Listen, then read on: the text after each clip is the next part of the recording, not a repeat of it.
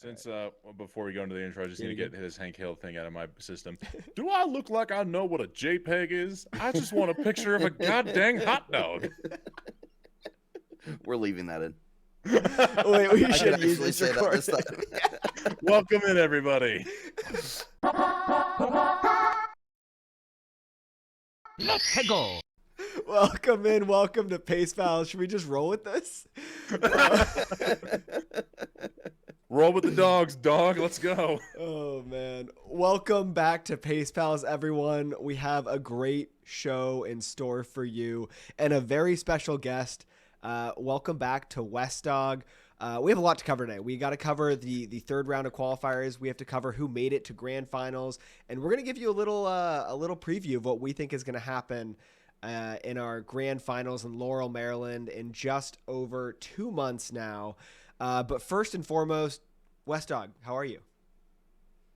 I'm doing well, Geo and Zeas. Thank you so much for having me back in here. I know I shamelessly threw my hat into the ring during our interview together, and I'm glad to see it wasn't too pitiful.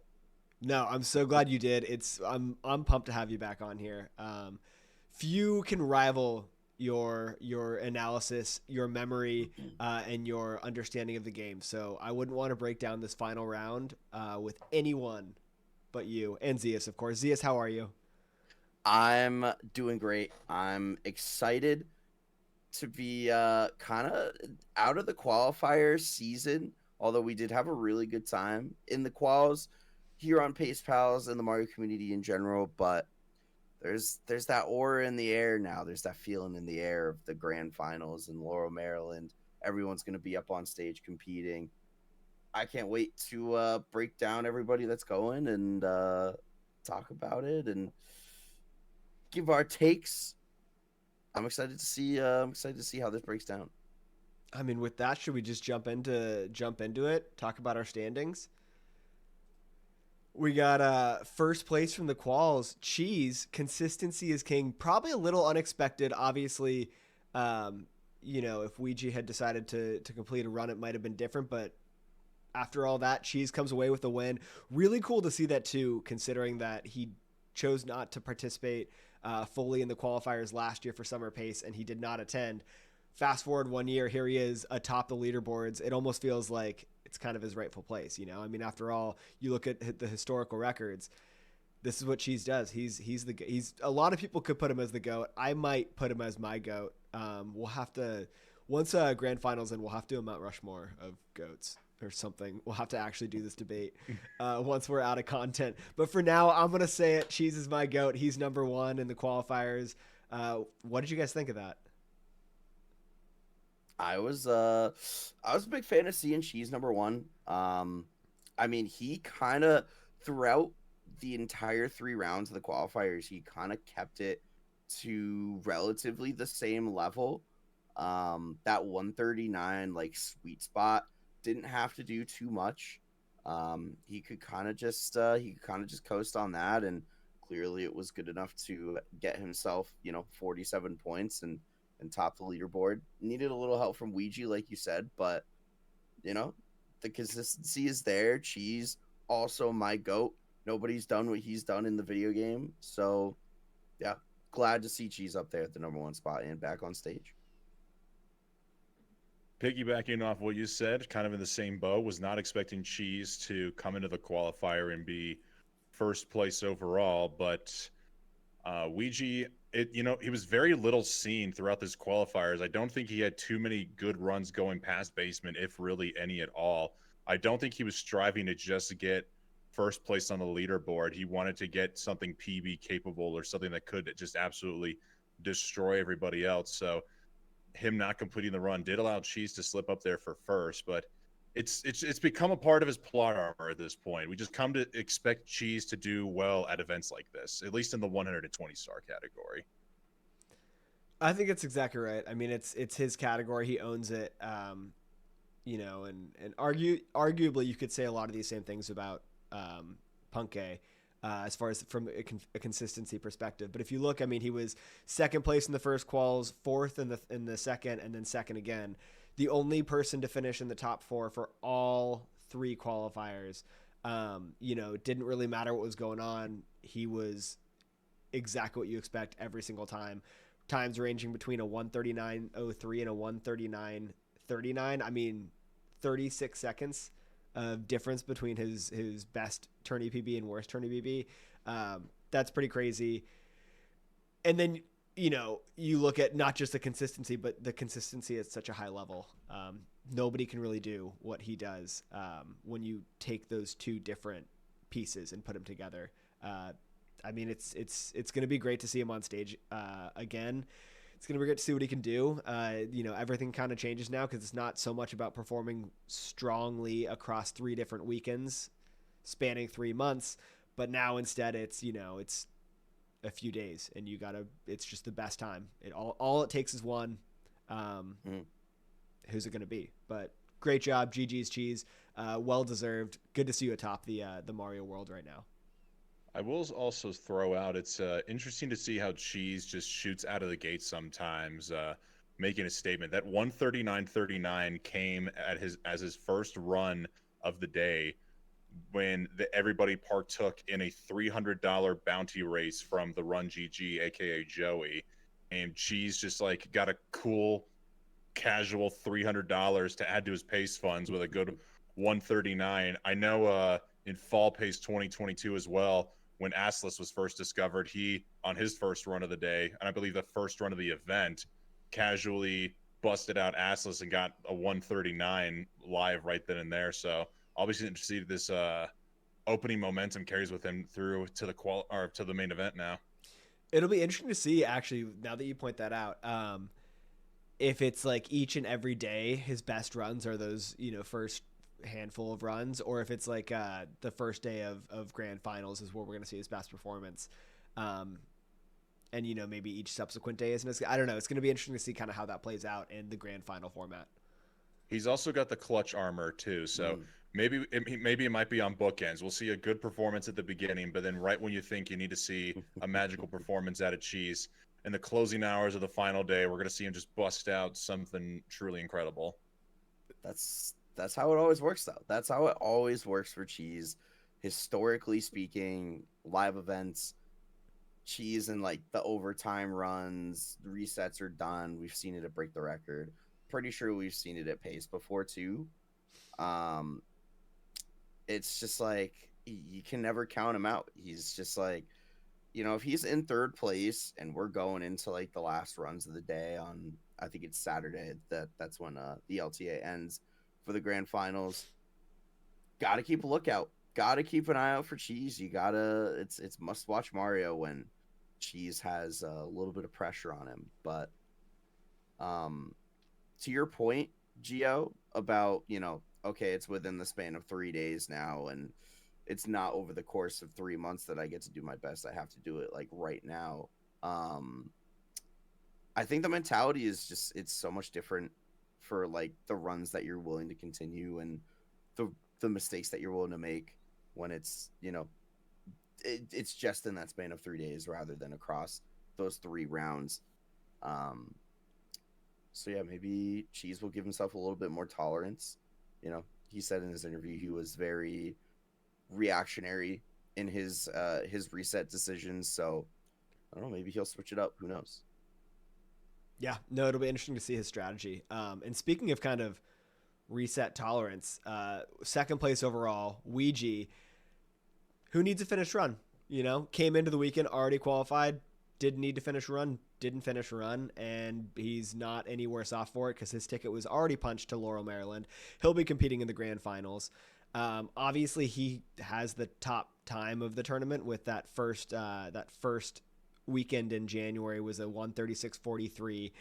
I believe that's an LTA world record. I can't imagine anyone would have beaten it. There's only a handful of 136s.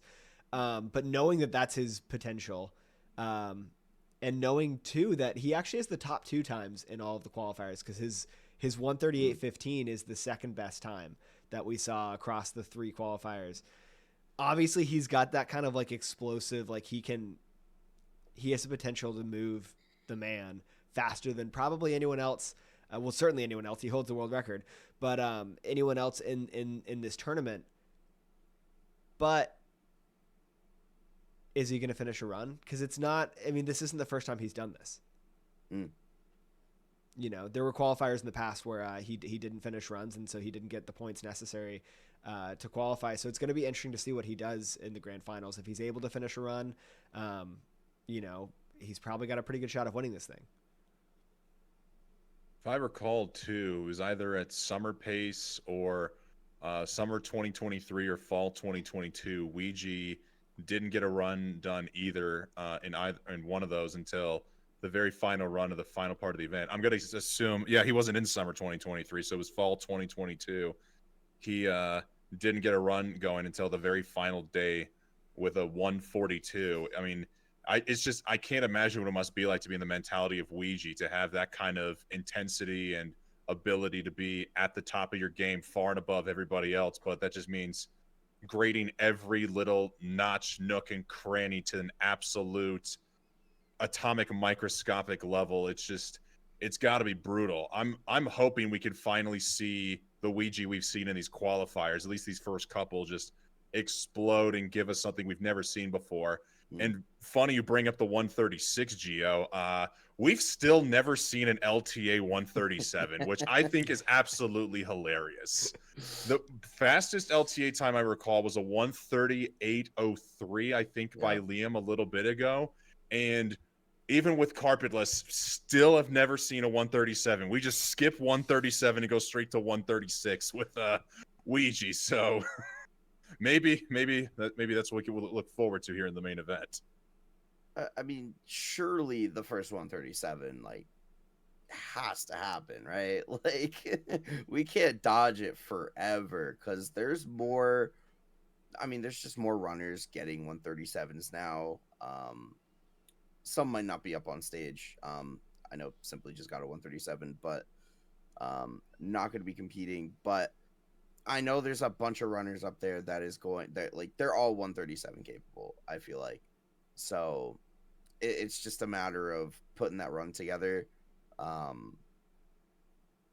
Perhaps Weegee's going to be the guy. I would be not at all surprised if Weegee ended up being the guy that gets the first 137 and the first 136. But yeah, no, we got to see that first 137, and Weegee is poised to be the person to do it and to take away first in this grand finals. But you know, more on that later. Yeah, I mean, I think Weegee's kind of the most interesting person. He's probably he's the biggest variable in all of this, right? I mean, you can see a world where he easily takes first and it's not really a competition.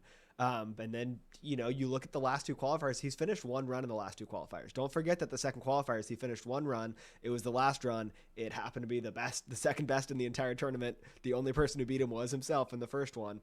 But if he doesn't finish a run, he'll end up in seventh, and it's crazy that those two, I'm not going to say equally possible because I don't think that they're equally weighted, but I do think there's a world in which either one of those can't happen, and it's crazy to talk about the same player with such variability and what he can do going into this weekend. And so he's exciting because of that, because you don't know what you're going to get, and then he's exciting because if he pops off and shows what he can truly do, then it's the most exciting gameplay in the entire community right now.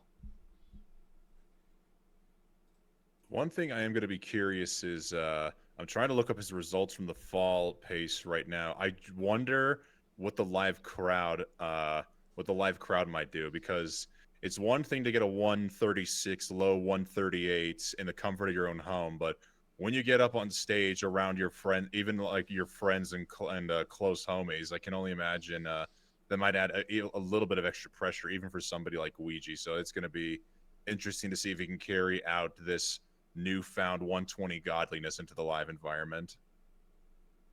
The stage adds a lot. The stage definitely adds a lot, and people we've had on the show so far who have talked about it, who have performed at live events, they say it's different. They say it is much, much different. So I think you might be onto something there, Wes. Yeah, I mean, Kally talked a lot about that, which is it's a really good factor in it. It does kind of change everything, It adds like an intensity element. I'm sure it's like it does kind of mirror going from the regular season in a sport to a playoff atmosphere where everything's a little more intense and you're focused a little more on every little thing that's happening. There's an environment aspect to it that obviously doesn't happen when you're at your own battle station at home, just hitting your reset button, turning your console off and on if you're Zeas, and just running another one back. That's not even the first time my console got called out, man. It's been like 8 episodes. I thought I could go back to it. God.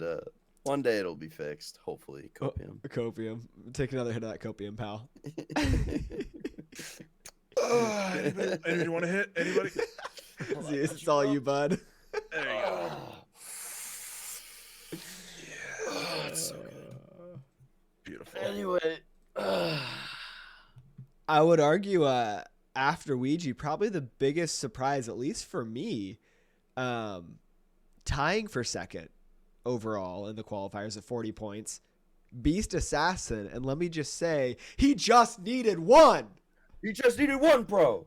Just needed one. I mean, fantastic. The best performance. He comes away with the win in the third qualifier. A true PB at 138.16, only 1 second back of Weegee's 138.15. That was the second best overall. So Beast has the third best time in all of these qualifiers. I mean, he's just like, he keeps continuing this awesome trajectory. Last year he kind of breaks onto the scene, and then this year he shows in the first 2 quals that, hey, I'm here to play. Like, last year wasn't a fluke. Like, this is it. I'm here. I'm on the scene. And then he comes out in the third qualifiers and says, no, this is my show. I'm taking over. Come on, man. It's awesome. You have to be feeling amazing if you come out here and you're tying Weegee in any sense of SM64. Like, Yeah. if you're like, I got the same amount of points as Weegee, you're feeling pretty damn good about that. Beast is so for real. Just an incredible player. Can't say enough. It's the improvement has been so sick to watch. I would not be surprised if he doesn't, like, if he gets a 137 before pace starts, would not at all be surprised. He's on that trajectory right now. He's just killing it. He is just killing it right now. It's amazing. I think we're all very happy to see Beast lock himself into the main event, because then that means we're getting the return of Beast Assassin Mom and Dad. We did see Beast Mom show her love to the chat and the community through a couple of donations to the Urban Arts Foundation. If Beast Mom somehow ends up watching the podcast, thank you very much for the generosity. And of course, gonna hopefully break out the Beast custom jerseys. Who knows? Maybe we'll see one numbered 137 if they decide to get a little creative with it. Oh, I'd love that.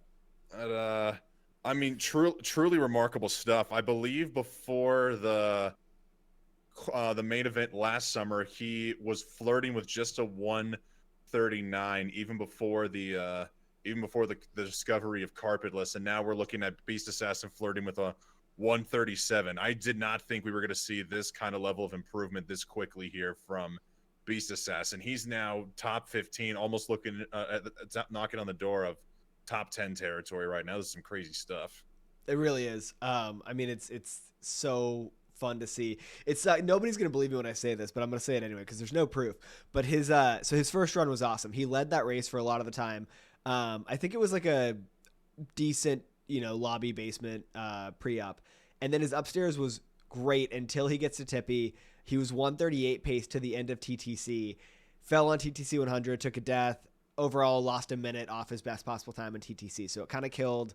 It took the run from being really good / PB pace to still a really solid run. And then just more troubles in RR. So he kind of just fell apart. Like the wheels fell off in TTC and then RR. TikTok clock and Rainbow Ride. And as soon as I saw that happen, I was like, no. He's on his game today. Like, yeah, that stuff happens. Tippy's hard, but everything else was smooth. He cleaned it up in that upstairs section up until TTC was so good. I think we're going to see big things for Beast. And again, like I didn't say it. I thought about putting it in the chat, and I should have called my shot. And I didn't, and I'm so mad I didn't, because then his next completed run 138.16 PB.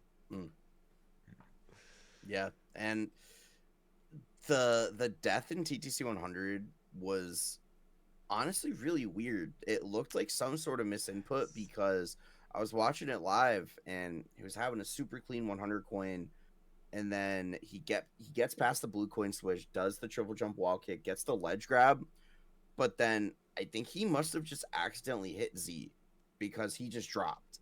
Like, he didn't get invisiballed, he got the ledge grab and just fell. I think that's Died. exactly what happened. Had to have accidentally hit Z somehow, but man, it was definitely a crushing death. But thank goodness came back. Next run, locked it in. Beautiful. It's beautiful stuff. And was on 137 pace that run too. So, you know. Also, the pop off. Oh, it was fantastic. Oh my god, bro! Oh my god, bro! I only needed one. Such a fantastic pop off. Me and Elisa were in the booth for it. I just had to sit back and let it happen. It's just like he stole the show, dropped a couple of no words, and then GSA quickly cut away from that one. I don't know what you're talking about. I heard ship. I heard holy ship. Holy ship. But yeah, no. Beast Assassin killing the game right now. Love to see it. Can't wait to see where he ends up by the time Pace rolls around. Can't wait to see Beast family back at Pace. Pace needs them. True. So true. Oh my goodness. Moving on off the podium, 4th place Kally with 37 points. Nothing too crazy from Kally this weekend. Again, in a pretty similar position to Weegee, where it was, or I guess Cheese really, because Weegee actually mathematically had qualified. I think Kally had, like a 99.9% chance. So Kally wasn't out there spamming runs. Kally did his no reset at the beginning. He was competitive in it. I think he came away with, I want to say a 140. I have it up right here. I should just look at it. 140.48. And he's through. As soon as he got that was, enough to get a few points. That's all he needed to absolutely guarantee and lock it up that he was going to Pace. Overall, good qualifiers. It's funny. We interviewed Kally right after the first heat, and I think he was nervous, was kind of the overall vibe I got. And then he came out and had the great second qualifier that locked it up, basically. And so it's funny how things can change so drastically from one weekend to the next. But look, Kally, I think, was expected to qualify coming in. He's been on the scene for a while now. He is, one of those great performers. He got a 137, not in a qualifier setting, but he PB'ed recently. He can do, I think, whatever he wants, barring a 136 performance from Weegee in these grand finals. And I think his goal is probably to be on the podium. He hasn't quite podiumed yet. He definitely can. Yeah, I think he can too. He has what he needs. He has the sauce. He has the 137 now, I believe. Yes. So, he knows what he's got to do. He knows what he's been there. He's been in that situation, and like you said, hasn't podiumed yet, but maybe has a little bit of a chip on his shoulder to maybe pull this one out and get top 3 this time. And he has what he needs. He knows what he's got to do, for sure. I'm trying to remember. I think maybe because he missed a throw in his 137, I just remember his reaction was, "Oh, this is so bad. This is so bad." And it's at 137.56. Yeah. Yeah, hard to believe that. I just thinking about Kally, it's hard. You still got to remember, Kally isn't exactly as established of a name as someone like Weegee, Cheese, or Puncay. Kally's first appearance really in the main spotlight was springtime of last year.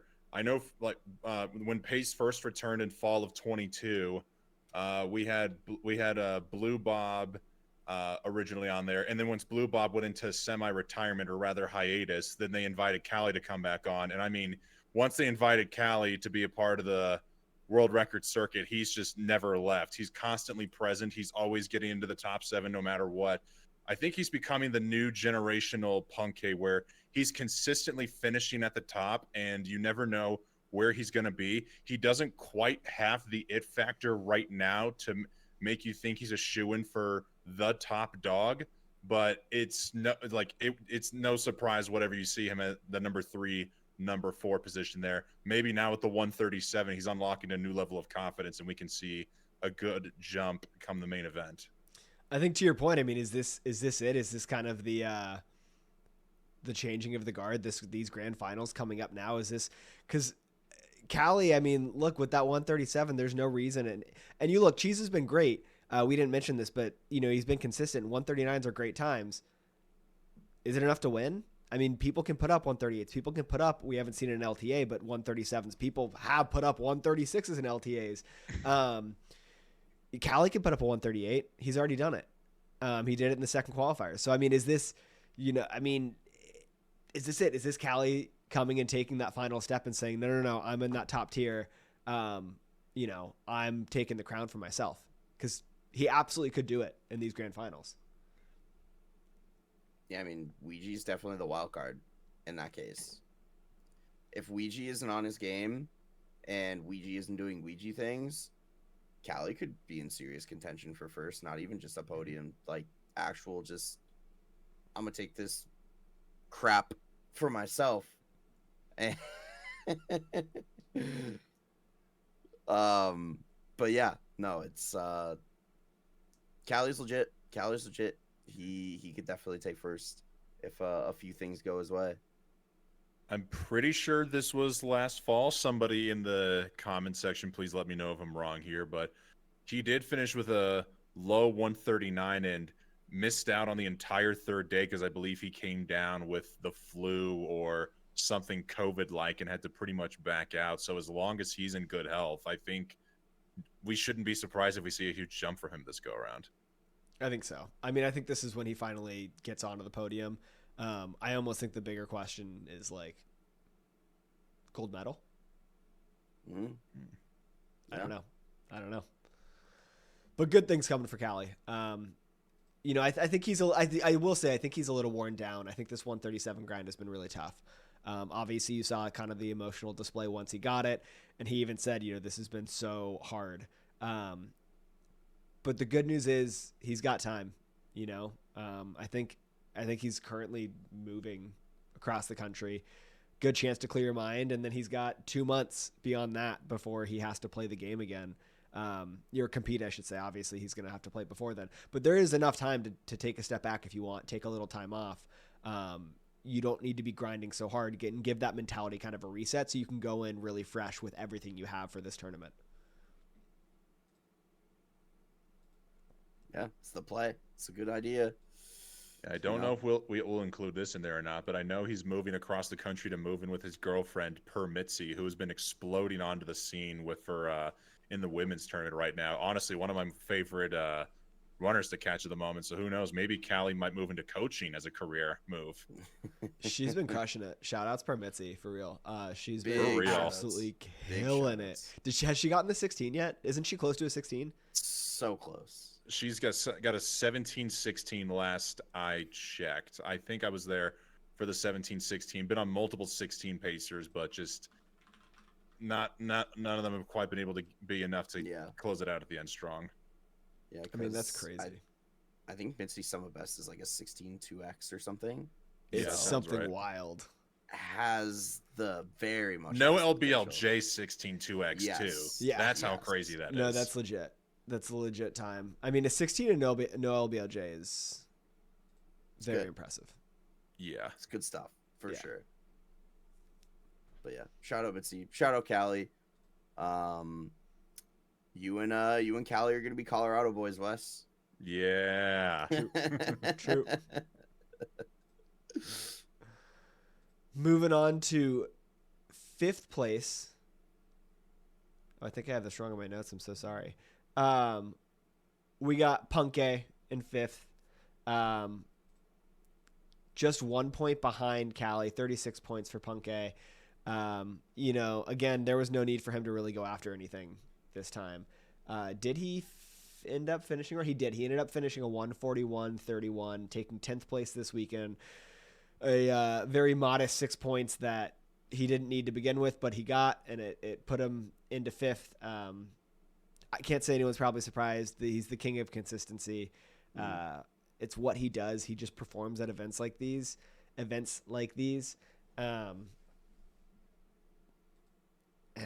there's no reason to count him out for anything that's going to happen in the grand finals. You know, it's just he's been here. He's the vet. You know, how many of these has he done? I mean, he's won the past 2 paces. First place. Yeah, he's defended. He's got to defend his title. He's going for a 3-peat. Yeah, Puncay defending the 3-peat right now, and I know we're gonna get into some predictions later on, but I'm just throwing this out there now. Puncay is like an easy top 3 lock for me,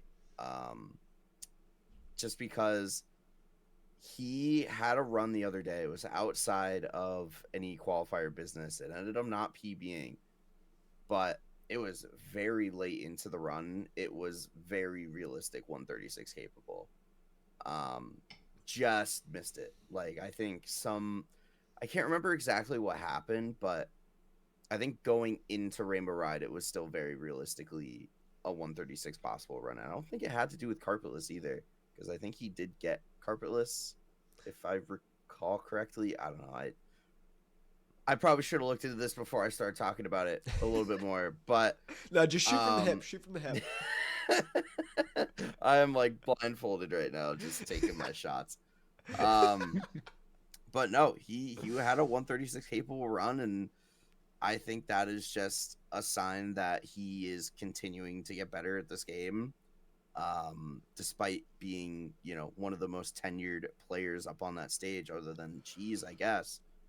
But yeah, it's really impressive stuff that Puncay is still performing at that top level after all this time, and he's a pretty easy pick for a top 3 for me, personally. I mean, he is the textbook example of a consistency. I'm trying to look up the run right now. It does look like, oh boy, it's on such microscopic splits, but yeah, it looks like it started coming apart as he got into upstairs, comparing against his against the 139 either. Oh yeah, so average splits on an average 139. It looks like right after Fire Seed all started falling apart, but then yeah, in Rainbow Ride we see a couple of mishaps. I think it looks like he goes into Rainbow Ride first, probably just to get carpetless out of the way. I'll probably look more into that when I don't have to ramble on and look for an excuse to talk about Puncay. But I mean, honestly, what is there not to talk about Puncay at this point? I mean, is anybody really surprised to see him make a return to the big stage? I know I'm not. I honestly, like, I don't even think he completed a run until the second day of the qualifiers. I don't think he showed up for the entire first day, which was kind of the approach he had from the last one back in February. He didn't get a run going until the end of day 1, and then really popped off in day 2. So if Puncay's just good and warmed up and feeling up to it, which we've now got about a little over 2 months to get ready and get prepared for this kind of environment, this is where he thrives. He lives for the live environment. He lives for the pressure and the tournament setting. Yeah, Absolutely. I think it's exactly right. I mean, we were talking before about what effect is the live audience going to have on some of these people, and it's a bit of an unknown in some of those cases, but not for Puncay. I mean, this is just like another day at the office for him, right? And to your point about podium, the first 2 where he actually had to compete and spam runs, both were 3rd place finishes. It was only this last one that he ended up in 10th because he didn't need to, right? And you can't blame these people who grind the game for so much of their time anyway to take a little break when they can, to make sure that when they have to have their foot on the pedal, they got a full tank of gas to really drive home this vehicle analogy that I've created. But yeah, I mean, Puncay is Puncay. Like, you know what you're going to get. You're going to get a really competitive performance out of him. Is it going to be a 138 or is it going to be a low 139? Is it going to be a 137? You know, it can really be any of those, and it just kind of depends what he does and what the competition does. But he'll be competing for the top spot. You know, if Kally's going to take that last step, he's got to go through Puncay. That's a tough door to go through too. That's a tough easy. hurdle to overcome. Not easy. You gotta beat the king in a way. It's true. I mean, Puncay's got to be up there for the GOAT conversation too, right? I mean, look how many world records he's had over the years. And who did Cheese have to take it from? Wasn't it Puncay? Mm-hmm. I think so, yeah. Yeah, Cheese had to first beat out. Oh, I think Cheese first beat out one of the Japanese runners. I can't remember who it was, but then it was pretty much just Cheese and Puncay going back and forth with one another in the 139 range. Yeah. And then Puncay, of course, got the first carpetless world record with probably the greatest world record reaction I've ever heard in my entire life. Oh my God, this is so cringe. Weegee played better overall, but I get world record because of carpetless. This is so cringe. Oh, it's so good. And then he held it for what, like a day? Yeah. Yeah. Oh man, a fleeting moment. Oh man. That's when the the carpetless records floodgate started opening. Yep. Oh yeah. Moving on to 6th place with 31 points. The comeback player of the year, called it here first. You heard it here first on Pace Pals, okay? We said it from the beginning. We said comeback player of the year. The comeback kid, BlueBob himself. Just awesome. Let's go. Let's go. Wait, Wes, is that you or you, Zeas? That's me. That's It's so good. I love that so much. Man, I don't even have to edit this video now. Holy. Let's go. Yeah, usually we do that in post. We don't even have to. No, I mean, just an awesome job from BlueBob. Played within, a handful of seconds of his PB. He got a 139.48, 3rd place overall finish. He knew coming in he had to lock in. He talked about it in his interview with us. Hey, I'm on the outside looking in. The pressure's off in a way because I'd have to outperform expectations, whereas the other people are already in a position where they're set to qualify. And he comes out swinging with, probably one of his best times ever, given how close it was to his PB. So just a huge round of applause to BlueBob. Super pumped. Obviously, I'm a huge Comeback Kid fan, so I love to see that. I really, really love the comeback player of the year storyline that we set coming to fruition. Everything paid off. The payoff was massive. And now we get BlueBob, the pride and joy of Canada. Shout out to Weegee. Up on stage at Summer Pace 2024.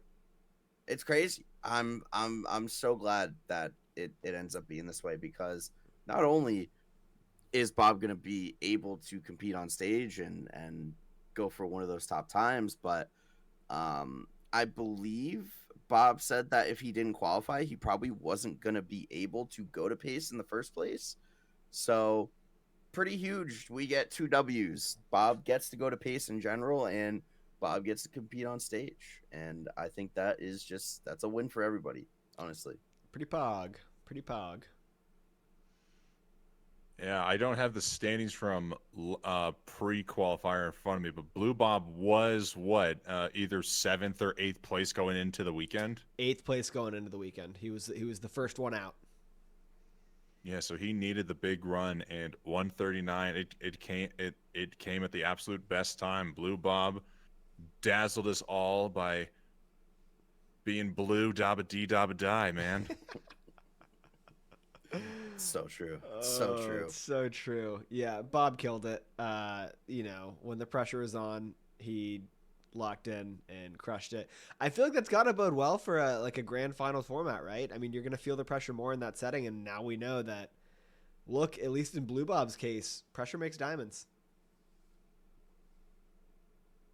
BlueBob made diamonds.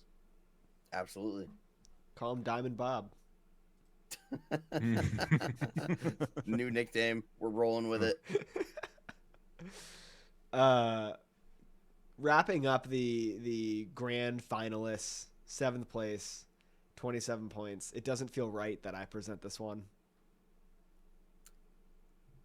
Ladies and gentlemen, it is #GothicSeason, baby. GothicLogic, number 7, getting on stage at Pace huge, massive. It's so massive. This is. Oh yeah. I'm saying this is everything we needed. This is everything we needed. Another one of those storylines set as we've learned prior to recording the show. This was set in October. This was set in motion in October. GTM was the first person to tweet #GothicSeason. And we're still there. We're still in Gothic season. It's crazy. It is a very interesting timeline in which we are living in. The seasons are extending beyond their usual time frame here. We're 5 months in, coming in on almost 6 months in, and it's still Gothic season. It looks like it may not even be Gothic season. It might be the Gothic year we are looking upon here. Gothic just absolutely just improving dramatically in the 120 ranking from the moment of that tweet out, with a 140.27 now to a 138.57 PB, and now making an appearance, to my understanding, with Collins, a very rare live appearance now. I'm still trying to imagine what the legendary GothicLogic is even going to look like. No face reveal. That is true. According to, if I recall, Collins did say he had revealed his face long ago, but there is no pictures or recordings that stood the test of time. So now we're really going to get our first real look at GothicLogic and see how the man has evolved. The only face reveal is Lost Media. Get out of here. Look at that full circle with our Collins interview. I love that. No, I mean, this is obviously awesome for Gothic. I know there are allegations floating around about my stance on Gothic. None of them are true. Don't believe them. Don't believe what you're reading on the internet. Okay, there's a lot of people saying a lot of things. Just the arc, the trajectory that he's on right now is actually so crazy, and it's awesome to see that level of improvement. To now sitting with a high 138, right? Yeah. And Gothic is here. I mean, Gothic is going to pace, Grand Finalist. I think it's been great to see him compete on the stage. I'm pumped for it. You know, I didn't have him in my predictions. That's on me. Hand up. You know, and I don't want to just like come out here and fire strays, but Zeas didn't have BlueBob. You know, we all make mistakes. Okay, all right, hand up. Whoa, this isn't about me. This ain't about me. It's not about Zeas. Some tensions brewing in here. Not about Zeas, and if you think it is, you're misinterpreting the whole thing. Not a Gothic hater is how I will close. The jury's still out on that one. Hung jury. Good for them.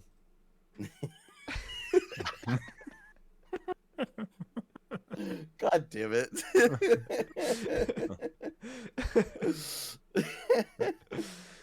No, Gothic has been awesome. I do want to actually like give some real thoughts instead of just like joking around about being a Gothic hater, not a Gothic hater. Really consistent, you know, the first two 140.32, 140.05.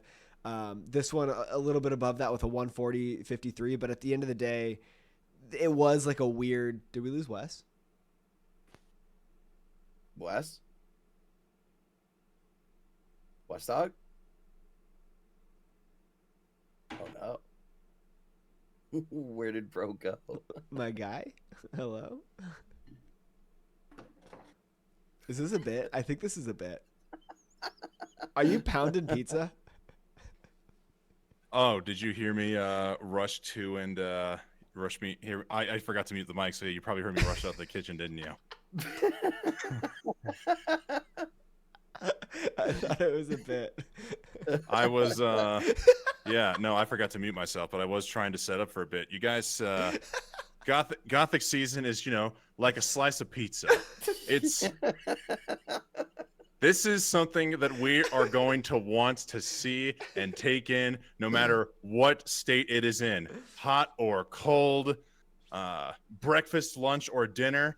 And you know what the best part about Gothic being a new competitor into the pace format is? It makes things a little bit spicy.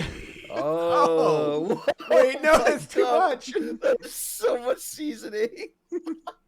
You just put the whole Gothic. bottle on that shit. Oh no! Let's go. A applause for West Dog. How is that? Cinnamon. That's Cinnamon. Oh, jeez. It's the teaspoon challenge pizza edition. Oh my fuck. What is happening? This is the craziest episode of Pace Palace I think You're I've eating ever more? Is it good? You know, once you let the cinnamon soak into the cheese a little bit, it's actually not that bad. No one has ever said that phrase ever before.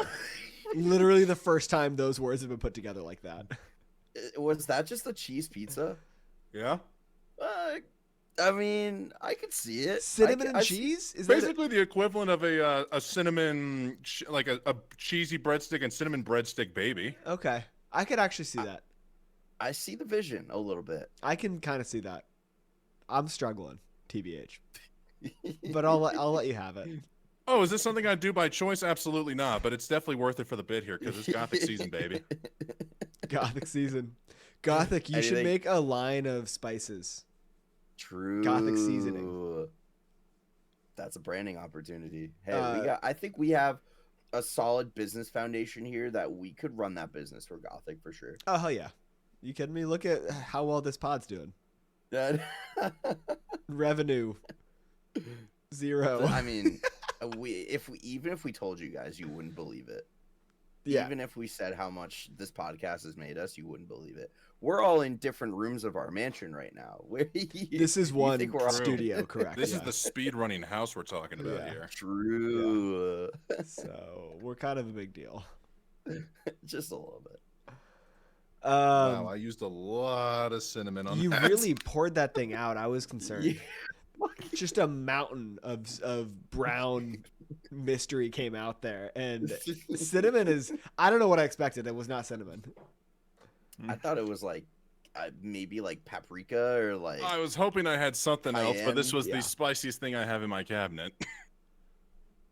Cinnamon? Is cinnamon Yeah, spicy? I don't have any other spices. I don't cook a whole lot, unfortunately. Got it. And the only reason I have cinnamon is because I've baked chocolate salty balls. Let's go. Obviously. As you do. Those have cinnamon in them? That's awesome. Yeah, dude. 2 tablespoons of cinnamon, 2 or 3 egg whites, a half a stick of butter, melted. Stick it all in a bowl, stir with a wooden spoon, mix in a cup of flour. Pour in a cup of unsweetened chocolate and a half a cup of brandy, then put in a bag or 2 of sugar and just a pinch of vanilla. How many times That have you made sounds- these? Twice. Your memory is Damn. so impressive. It's because it's the song lyrics. The ingredients are the literal song Yeah, lyrics. that's true. That's true. That's true. Okay, less impressive. Still impressive. Which actually that reminds me.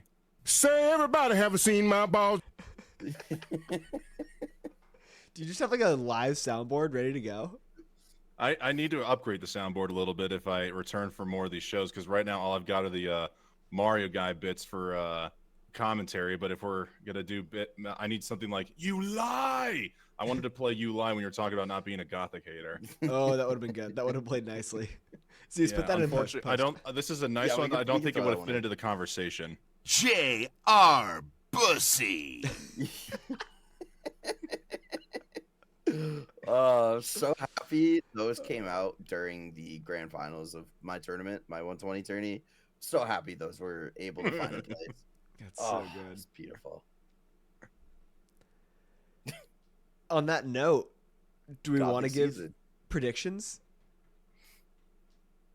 I'm down for some predictions. some We can predicts. go. I mean, Wes, you're the guest. You should lead off. You want to give your one, and then Zeas, you want to go second or third? It doesn't matter. We're I'll not. go. Ooh, you're gonna leave that choice up to me? Hell yeah.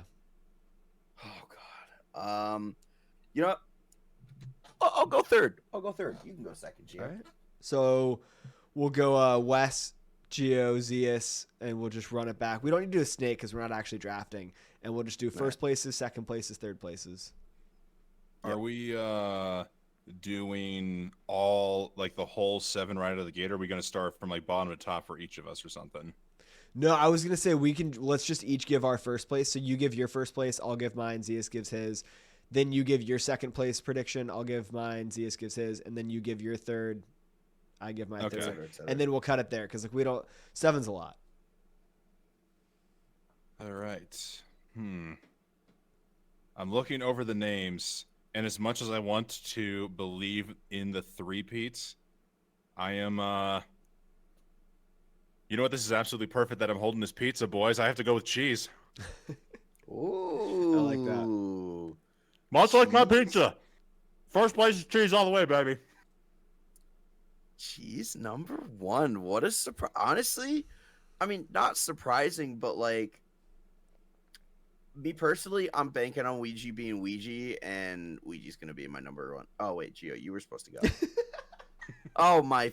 You go second. You go second. Switch it up. Switch it up. We're calling Roll it audible. We got to back. roll with it. We got to roll with it. Hit the button. I'm an asshole now. Asshole season. Weegee in the number 1 spot for me. I think Weegee's going to lock it in. He is going to do what he does best. Maybe not put up, that 136 time again, but still going to put up a time that's good enough to take first place here. All right. So I should have been writing these down. I'm now writing these down. But we had Wes go with cheese. We had Zeas go with Weegee. I think we all have different gold medalists. Wow. I talked I myself guess- into it before. I was so committed to the bit. The reasoning for cheese is because The pizza. he's been very much on the grind. Wow, my mouth is still full. Since he had to do finish it February, and I guess Mario March, just he's been pressuring himself to continuously finish 120-star runs continuously. I think he's getting himself in the right mindset. And when you have a locked and loaded cheese going into a live event, nobody is safe, not even Weegee. So I'm looking forward to seeing the return of Ches to the top position. I'm gonna throw a curveball here. I talked myself into it before. Someone we haven't seen at the top before. Someone who hasn't even been on the podium yet. But it's time for Kally to be crowned king. I like it. Honestly, See, I like it. I was really hoping you were going to shut the haters down and talk about not being a hater by putting GothicLogic at number 1. So you're just confirming your hatred for him right now by placing him outside No, first don't place. believe Geo? this fake news mainstream media. All they do is lie. That's all they do. Wes, who you got at number 2? Right now, I will have to go with Puncay. Yeah.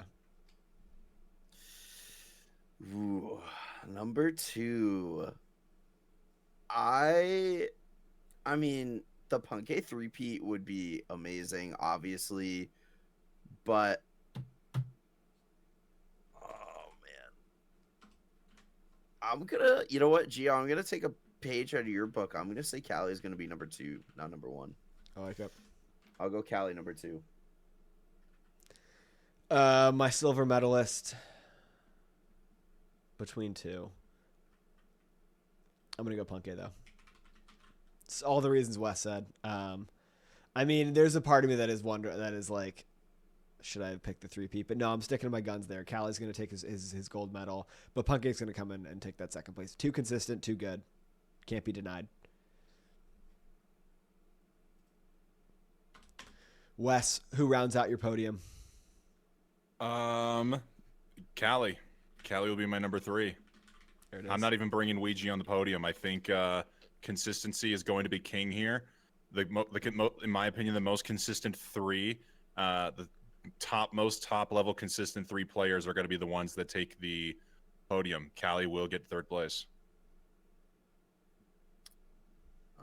For me, 3rd place, I'm going to go with the Puncation Nation Police Station at the 3 spot. I think, like you said, consistency is going to be the name of the game. That would otherwise kind of along the same line of logic that you went with would keep Weegee out of the top 3. But I think he's just going to have that one explosive run to keep him in there. But Puncay, the runs that he's been on lately, has 2 months to prepare. He's going to be someone that I could see in the top 3 pretty easily. I like it. I'm going with Cheese for mine for all the obvious reasons. You know, he's been right in that 139 range every single time. He's performing well. But yeah, I mean, Wes, to your point, it concerns me that in the last 2 qualifiers, Weegee's finished 1 run. And I know that this last weekend was entirely different. You know, he had qualified. There was no pressure. He didn't have to. But in the second one, he wasn't in that same. He didn't have that exact same luxury, and he still only finished 1, and it was in overtime. It was the last run of the event. We've seen Weegee not finish runs before. I think, you know, the run's got to be just right for him to continue it because he is such a perfectionist. He's earned that right because his level of gameplay is that impressive. And I'm banking on him not finishing a run, or at least not finishing a you know, competitive run, and consistency is kind of where my head's at, / a little bit building off the momentum of Kally's recent 137. And to perfectly segue out of that, that's why I decided to stick Weegee at my number 4 position because, I mean, the only person, Weegee is constantly going up against himself. I'd say the ultimate pressure for the first qualifier was just trying to PB. He got a 136. The second qualifier, I can only imagine he did not want to finish that run, but he knew he had to go to pace. And if he wanted to go to pace, he had to finish that run no matter what. It paid off for him at the end. It's what got him to lock in and even get first place. I think once he gets to the big show, though, I don't know if there's going to be any other real source of pressure working against him besides, I just have to do the best I absolutely can.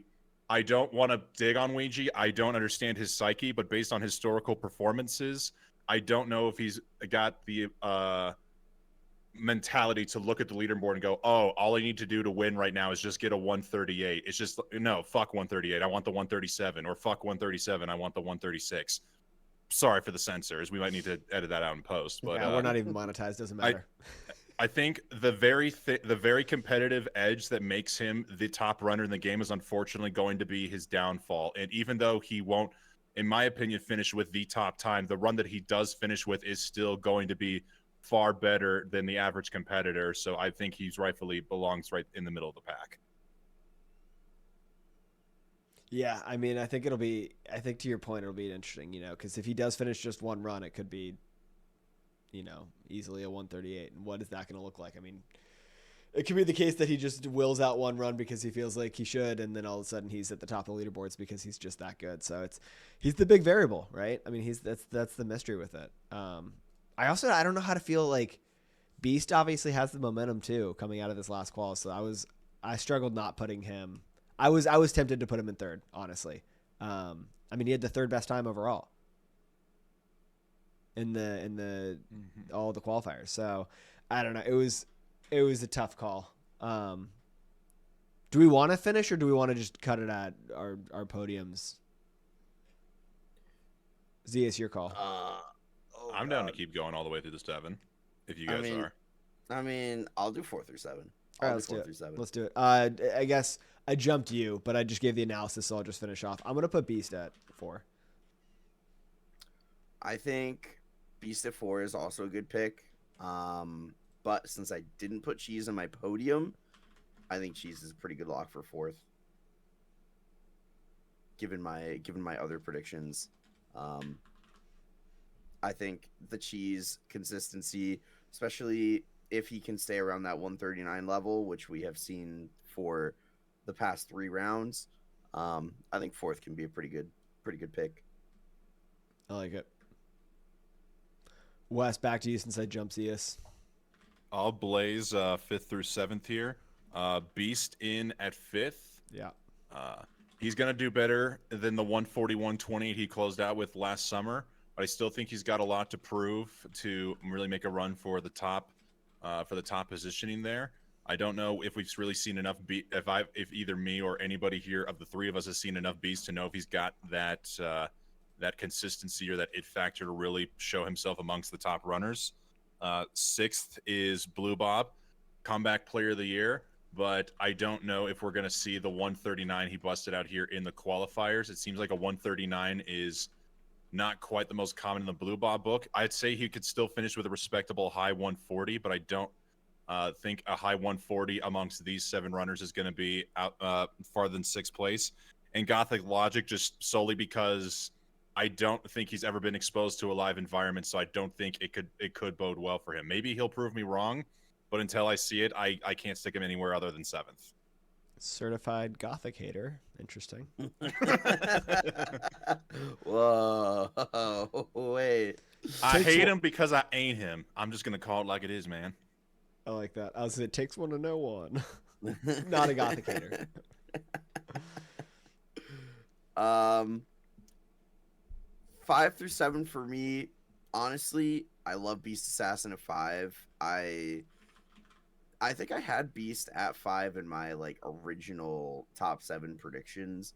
So it's just something about having Beast in that 5 spot that just seems really comfy. Wouldn't be surprised if he ends up higher, but I think 5 is a pretty good pick. For me, I mean, you can't win here. I'm about to spin this against you so hard. Whatever you say, I have both bullets locked and loaded. It's whatever route you want to take.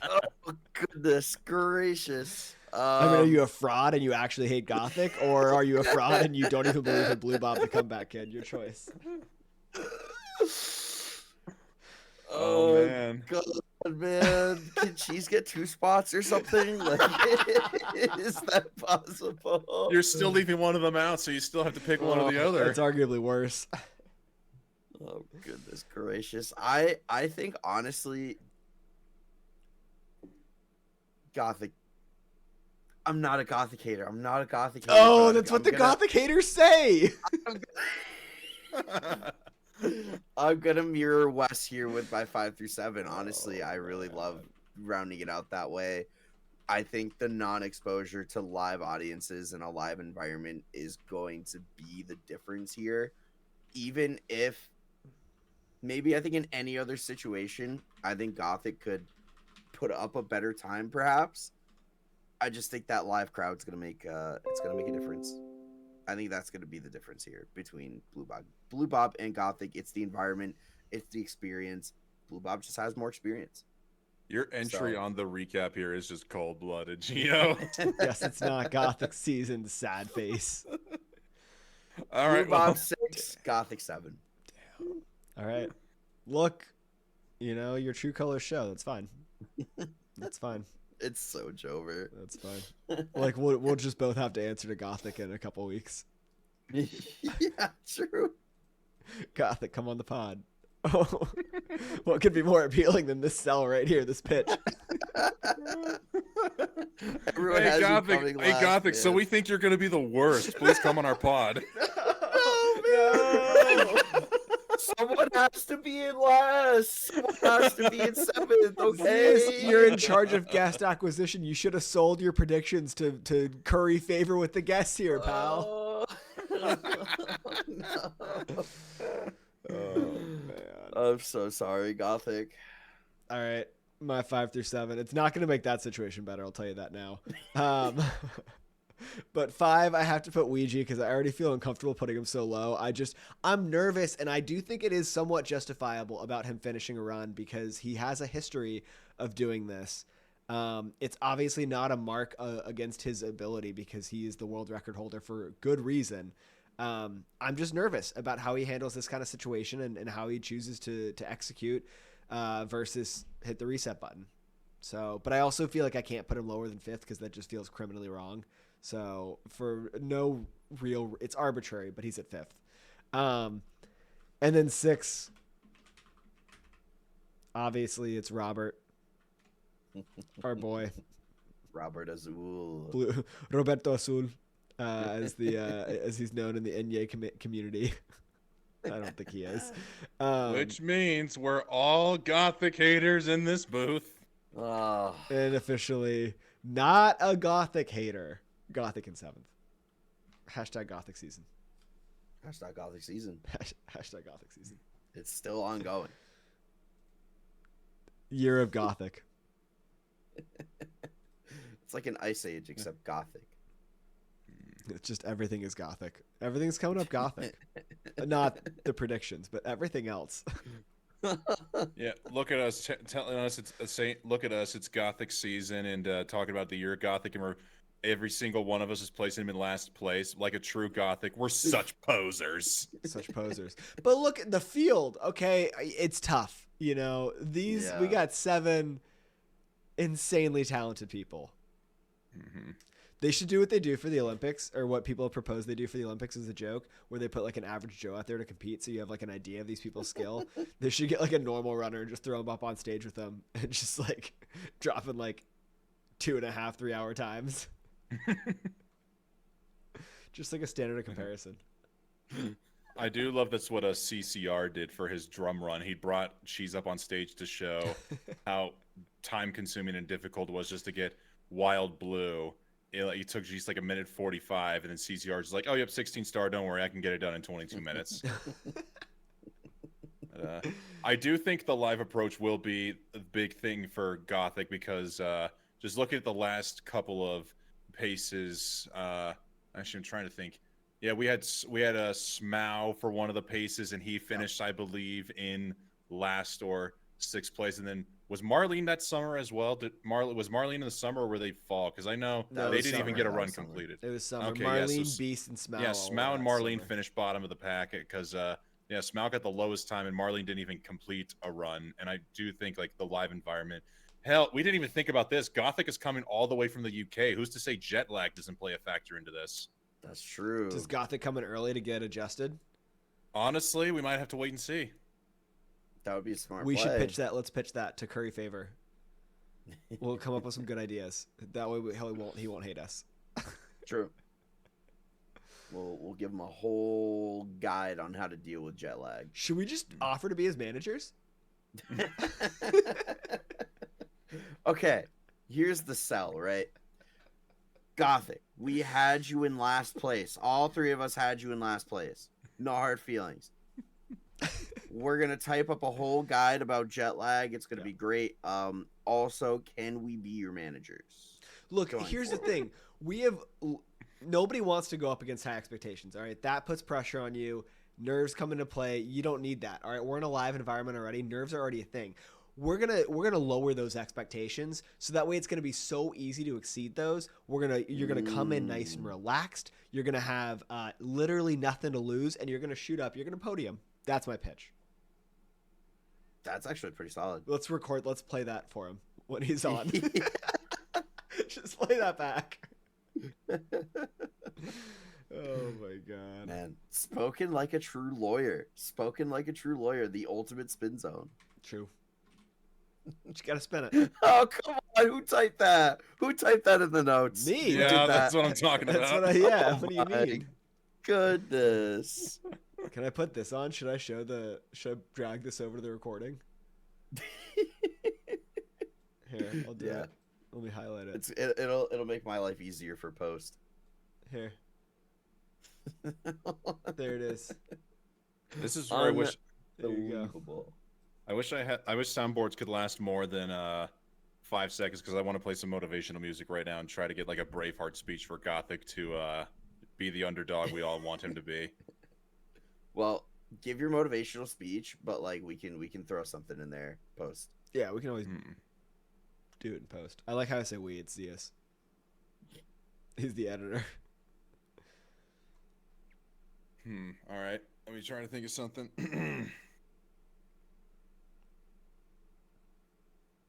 Today, we talk about a man named Gothic.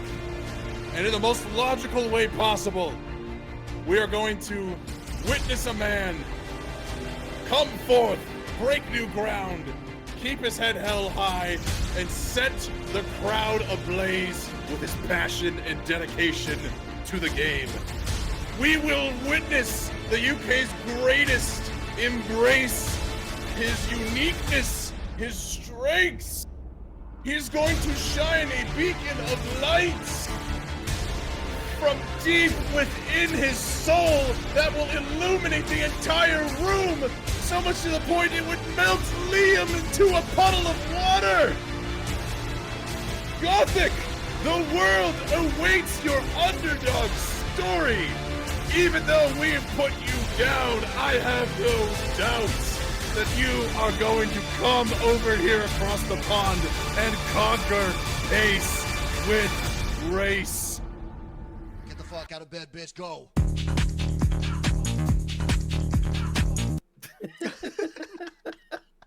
Beautiful. Beautiful. I'm ready to run through a brick wall. I don't know about y'all, but I am too. I'm ready. My favorite part was, even though I put you in last, I have no doubts was great. absolutely no doubts, no reservations whatsoever. Oh my god. Hashtag not a Gothicator. What have we done? Oh man. Well, that rounds out the predictions. Yep. Oh yeah, we were doing predictions. That's right. In the most climactic way possible. Let's kick it to Zeas and me to finish off the rest of the overall pace recap and talk about the non-qualifiers. Welcome back to just the two original Pace Pals here. It was awesome to talk with Wes. He gave us some great insight. Always great to have Wes Dog on the show. Yeah, I mean, whenever you get Wes anywhere to talk about Super Mario 64, it's a great time. You're going to have a good time. He is very, very knowledgeable, very insightful, very good memory about Mario 64. So yeah, just it was a priority to have Wes in for that section of the episode here. So good to have him back on for sure. Totally agree. The dude is an encyclopedia of Mario 64 knowledge. I feel like he watches, even when he was telling us about the Super 16 on his interview, I mean, it's just like the details he remembers is he had the date down of that one race. It's crazy. It's crazy. He had the date. I'm surprised he wasn't saying like what the weather was that day, like what cycle the moon was in. Like, I'm shocked. I'm shocked it wasn't that deep, but maybe if we gave him another chance, I feel like he could dive real deep into that day. I guess third appearance we'll have to quiz him on the phases of the moon. Up for it. Now we want to turn to the rest of the standings, talk about the non-qualifiers, those who just missed the cut. Obviously, coming in 8th, missing it by one spot, was Dowsky. Kind of an interesting story with Dowsky, too. Obviously, crushed it in the first two qualifiers. We put him in that third group.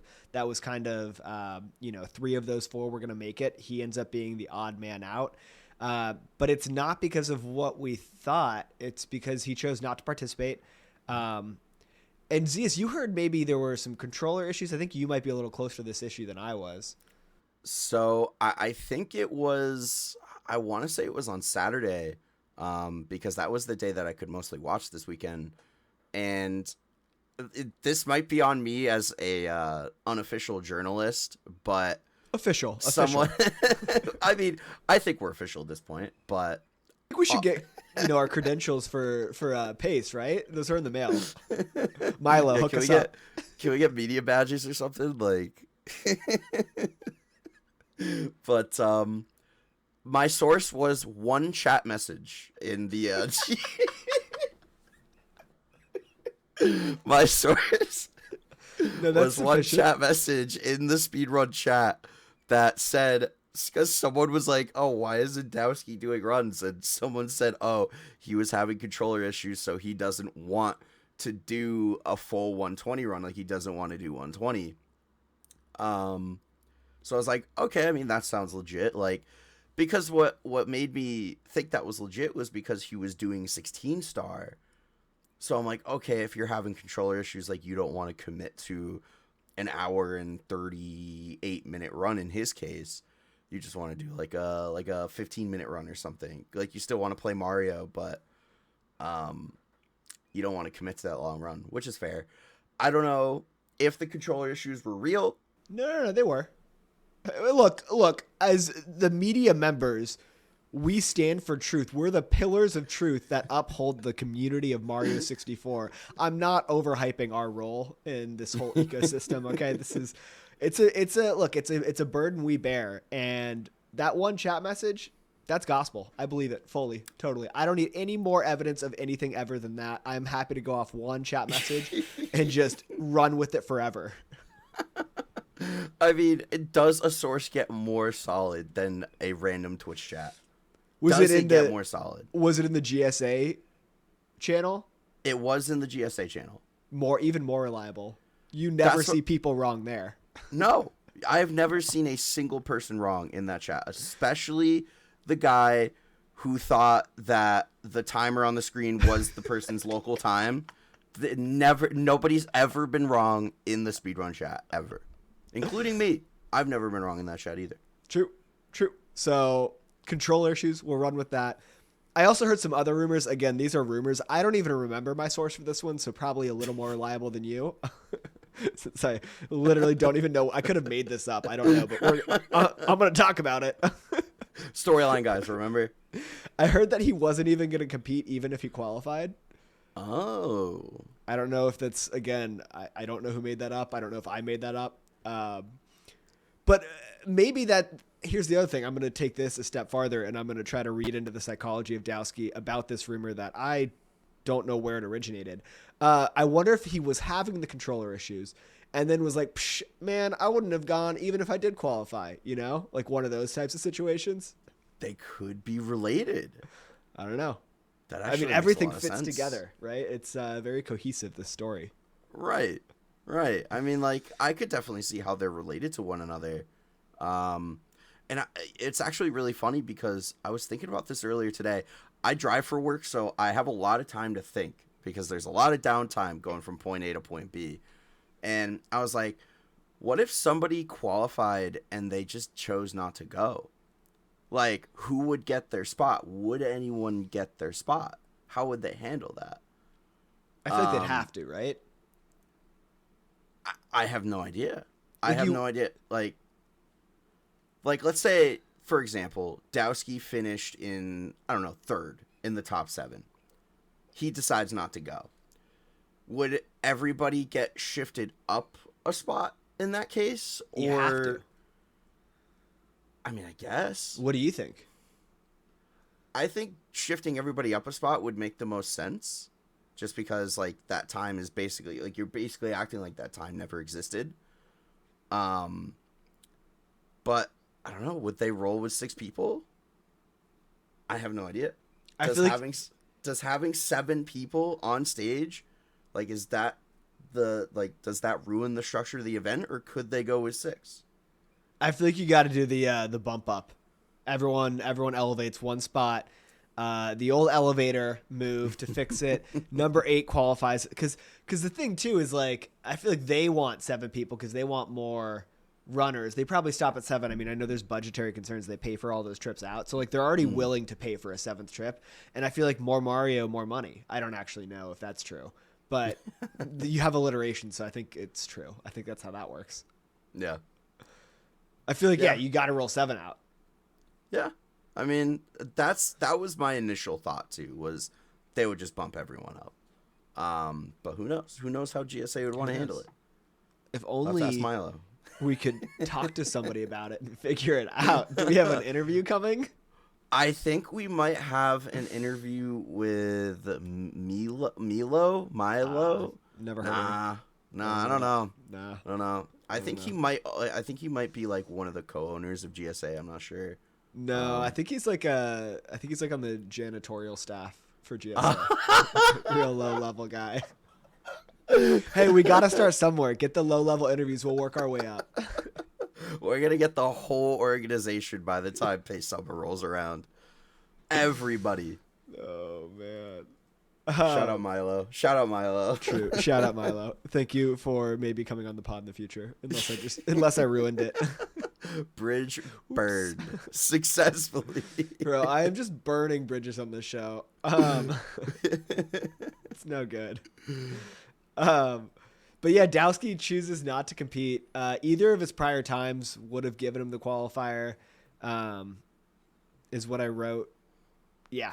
So it's a bit of a bummer. It would have been nice to see. We talked about seeing, one of the short kings Obviously, neither he nor KANNO were able to qualify, so I'm bummed about it. It was really cool. He went on a great run. He had a PB, got down to a 138 during this stretch.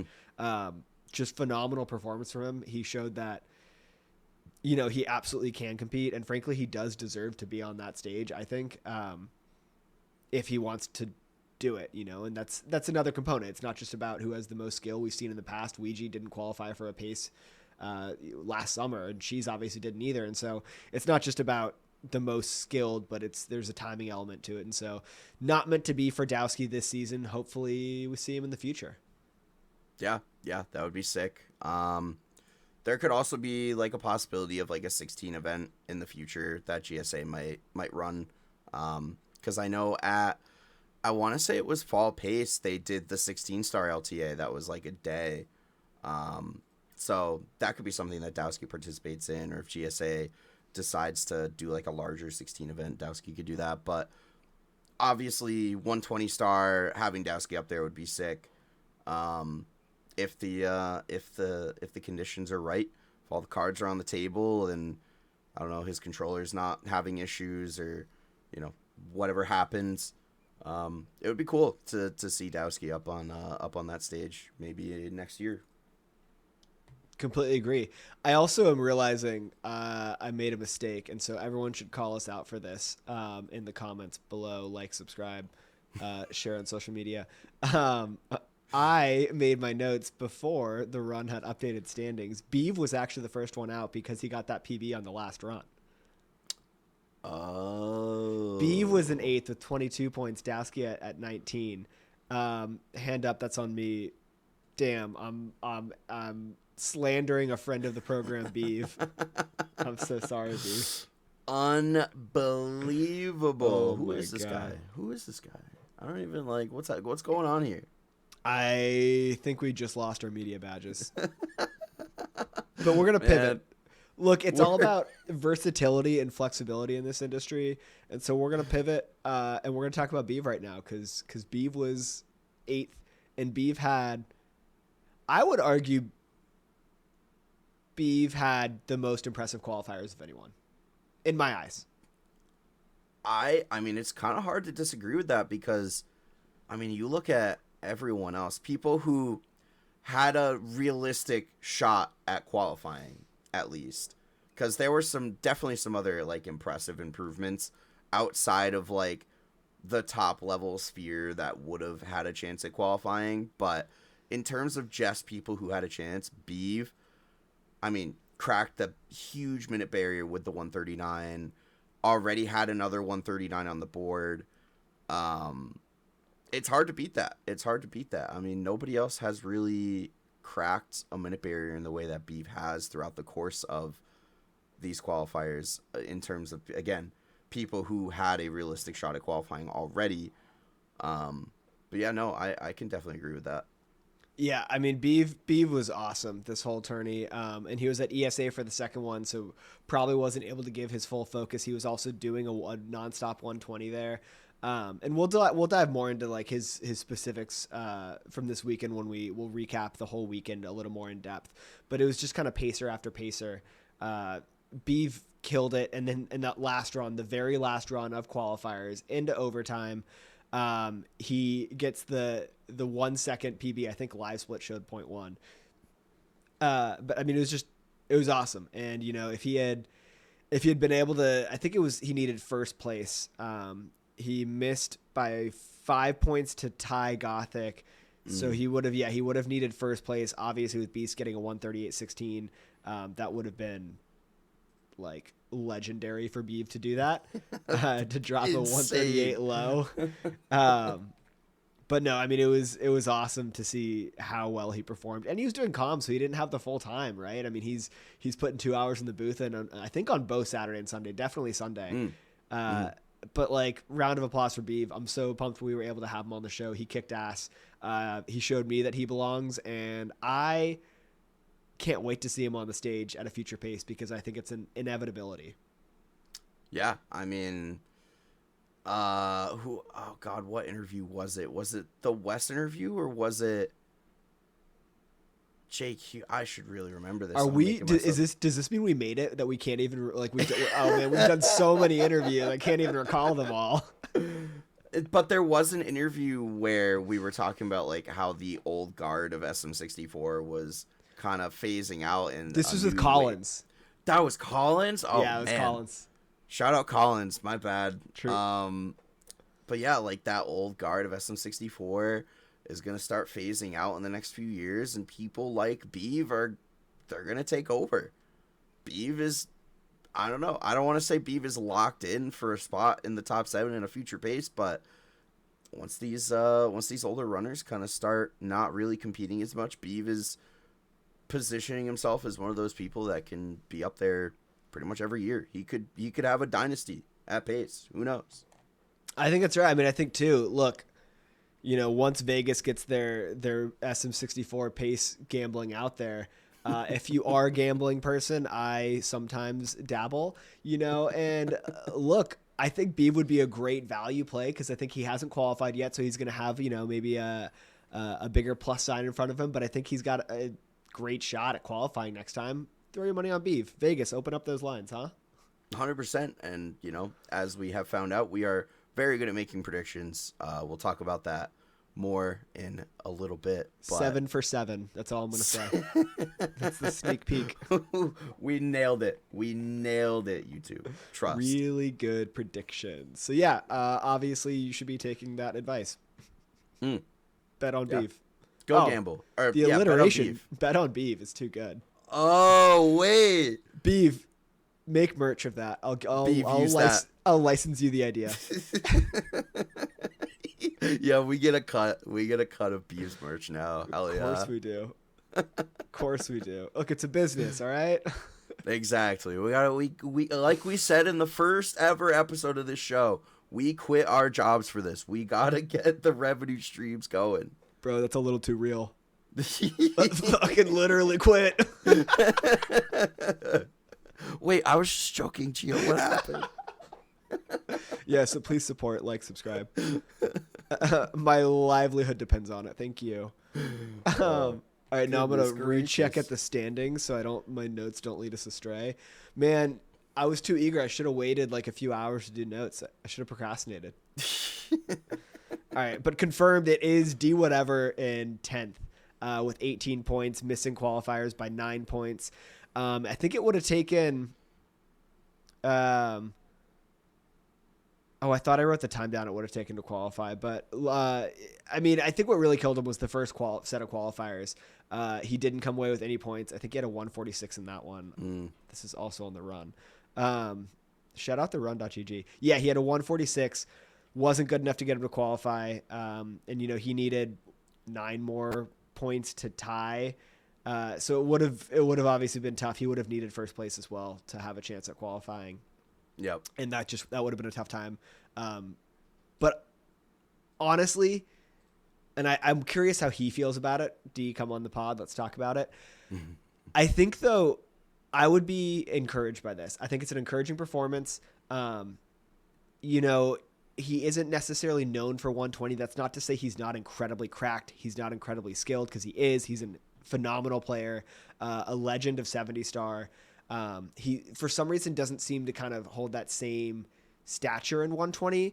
And I don't think it's for lack of effort, and I don't think it's something that is going to always be the case. To me, this says that he is on his way up. I thought he performed really well. He had a low 140, or a low 140 during the first qualifiers is what I wrote down. That would have given him that final spot, which he got those times in subsequent qualifiers. He had I think a 142.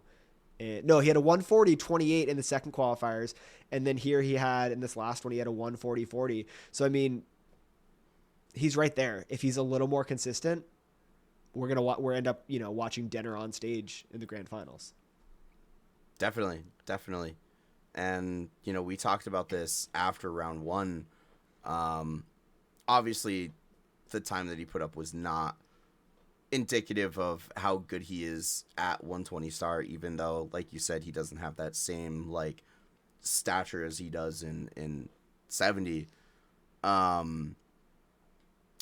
But yeah, I know that if that were me, I would be constantly thinking about that first qualifiers, like the what if, because I do that with pretty much every single speed run that I ever start of this video game. The what if, the what if, the what if. But I think Denner tweeted out that he was definitely like frustrated about the first rounds, and that acknowledged that that first round definitely killed him, but was obviously happy for everybody else who qualified. But yeah, if it just had he gotten that consistent time that he's proven through these final 2 rounds that he's capable of, we could definitely be seeing do whatever on the stage. And I think next year, or just whenever there's another 120 qualifiers, things are going to be different for do whatever. Things are going to be different. He's just going to keep improving from now until then. So definitely somebody else who is going to be one of those names that you should expect to see up there in the future. Yeah, and I think it's important that it was the first qualifier that he struggled a little, because it changes the whole narrative that you literally, it was an upward trajectory, right? Like he struggled in the first one, and then his points totals were better in the second and even better in the third. Part of that too was, the top level runners didn't have to compete as much on this one, so he was able to place a little higher. Right. His time was better in the second qualifier. But I mean, to me, that just says, he's cleaned it up. He's already made changes he needed to make. And next time, if he just comes out 3 for 3, good, solid runs, I think he's going to make it. Like, I'm encouraged by this. Like, I really do think this is a good thing for him. I think it's a move in the right direction, and I think he will compete next time. Yeah, I have a really good feeling about that. Definitely have a good feeling about that. Do whatever. Future pace, finalist, lock it in. You're going to see it happen. You heard it here first. Heard it here first. Breaking news. Breaking news, Do Whatever qualifies for Summer Pace 2025 in March of 2024. We got to bookmark this. We can play this clip when he does qualify. It's going to be sick. We're going to look so smart, Gio. Oh, man, we're going to look so good. We're going to make up for our predictions this time. Yeah. Coming in at 11th, JQ. He needed, I want to confirm this too, but I think if he had gotten first overall, would have been 13 more points. Yeah, 13 more points would have put him in. Again, given that a 138.16 took first, that would have been tough for JQ. But importantly, he had a lot of pretty good pacers this weekend. I don't know that it was the performance he wanted. Obviously, we knew it was a tougher shot coming in, just kind of where he stood in the standings and what the points looked like. But again, like, I'm not discouraged. I think we talked about it with him, but he has a little bit of a mental block with this 139, but I really do think he's shown that he's capable of consistently putting out runs that are at that level. And it just takes one, right? It just takes one to get that 139, clutch it out, and then the whole storyline changes. Everything feels a lot better. The sun shines a lot brighter. Playing Mario becomes a little more fun again, and I think he's able to kind of, if he can break through, he'll take his game to that next level, and there's no reason he shouldn't be competing next time either. 100%. Just like Do Whatever in 120 star. It's the same deal in my mind. Just needed those more consistent times and to play closer to what everyone knows that they're capable of, and we could be talking about a completely different thing here, like you said. But again, also kind of echoing what I said about Denner, whenever there's another 120 star qualifier, open qualifier, JQ is going to be very much improved from where he is now. And yeah, I think realistically going forward also has a very, very good shot. Because he said in his interview that he's pretty committed to 120 star at the moment. So, he's just going to keep grinding to get better. And I also have a very good feeling that we're going to be seeing Jaquarium up on stage in the very near future. Yeah, no, I think that's right. I think we're going to see a lot from JQ. He has more he wants to do with this category, and I think he absolutely has the ability to do it. So I'm excited to see what the future holds. Looking at 12th was Parsee. Parsee is an interesting story because Parsee only competed this round. I don't believe Parsee did any runs in either of the first two. Yeah, no runs in the first two qualifiers. But a strong performance coming out. They got a 5th place, 140.29. It'd be cool to see, what could have happened if Parsee had been able to participate in all of them. And, you can't forget about the Japanese runners. There's so many really talented Japanese runners that are just top tier. Yeah, it is very hard to overlook them. Just because, Parsee, Marlene, KANNO is obviously one of them. It's just a big handful of Japanese runners that, had they kind of thrown themselves into the mix, we could be looking at a top 7 that's completely different. Because Parsee, the only reason Parsee did a run is because the run.gg was hosting like a huge 120-star race to start the weekend, and Parsee was participating in that. I think Cheese ended up winning the race overall because he put up that 139. Yeah. But yeah, Parsee coming out with that time, had they, like you said, done runs for the first two, Parsee could very well be up there because they scored some good points, like over 10 points on your only run in the qualifiers. Like, that's crazy. That's crazy. I mean, look, average that out, 11 points per. That puts you at 33. You're qualifying at 6th above BlueBob there, which obviously, there's variability between rounds, but Parsee definitely could qualify if they want to. Just a matter of whether they want to put the work in for all three and put the time in for all three. Yeah. Tying Parsee also in 12th, KANNO. KANNO finished one run yesterday afternoon, getting a 1:43.22. Had some really solid paces, and I remember at one point particularly I was listening. I wish I could remember the comms at this time. It was I think Elisa was in the booth, and someone who was Elisa with? It wasn't you on Sunday. You didn't do comms. Oh, yeah, no, I didn't do comms at all on Sunday. You didn't, yeah. I can't remember who it was, but was it Beeve? Oh, it was Beeve. It was Beeve. But yeah, Beeve, like every 5 seconds, I felt like was just like, oh my gosh, just like truly going crazy over KANNO's movement, because KANNO is such an insanely good player, and KANNO just does crazy stuff. But kind of like not quite as powerful as a performance as Dowsky, but a similar story where KANNO obviously has owned the short categories. At one time was 3 for 3 in the short category world records. Has established himself as one of the best and one of the toughest grinders out there with the Stream Unlimiteds. And frankly, to me, just showed me that, he has a bright future in 120 start. Just because he didn't qualify here, maybe not. I assume he has high expectations for himself, and so maybe he's not thrilled with the 12th place finish. Don't read a lot into that. He's still on his way up. He's still improving. He's still learning the category, and he's still building his consistency. But look, I mean, it just goes to show how deep this field is. Yeah, 120 star is packed with a lot of very, very talented runners. KANNO, obviously no exception to that. I believe his actual PB is like a low 138 now. It might be a. I think that's right. I know it's a 138 for sure, but I think it I can't remember if it's like a low or a high 138. But 45. It's a 138.45. Okay, yeah.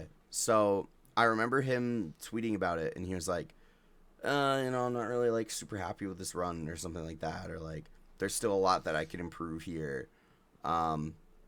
So I think KANNO definitely feels the same way, in that he's kind of still on the up and up, and he's still building a lot in 120 star. And I mean, getting a high 138 and you're still building is pretty wild. But honestly, what else could you expect from KANNO? He grinds and practices and has just established himself as one of the best runners that this game has ever seen.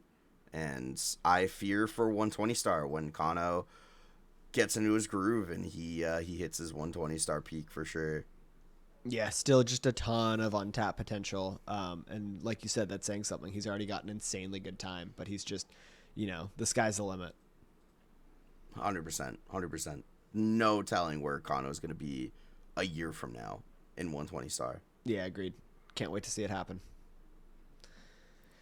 Those are the main notes I had for our non-qualifiers. Is there anyone else you wanted to talk about before we jump into kind of the specifics of the weekend?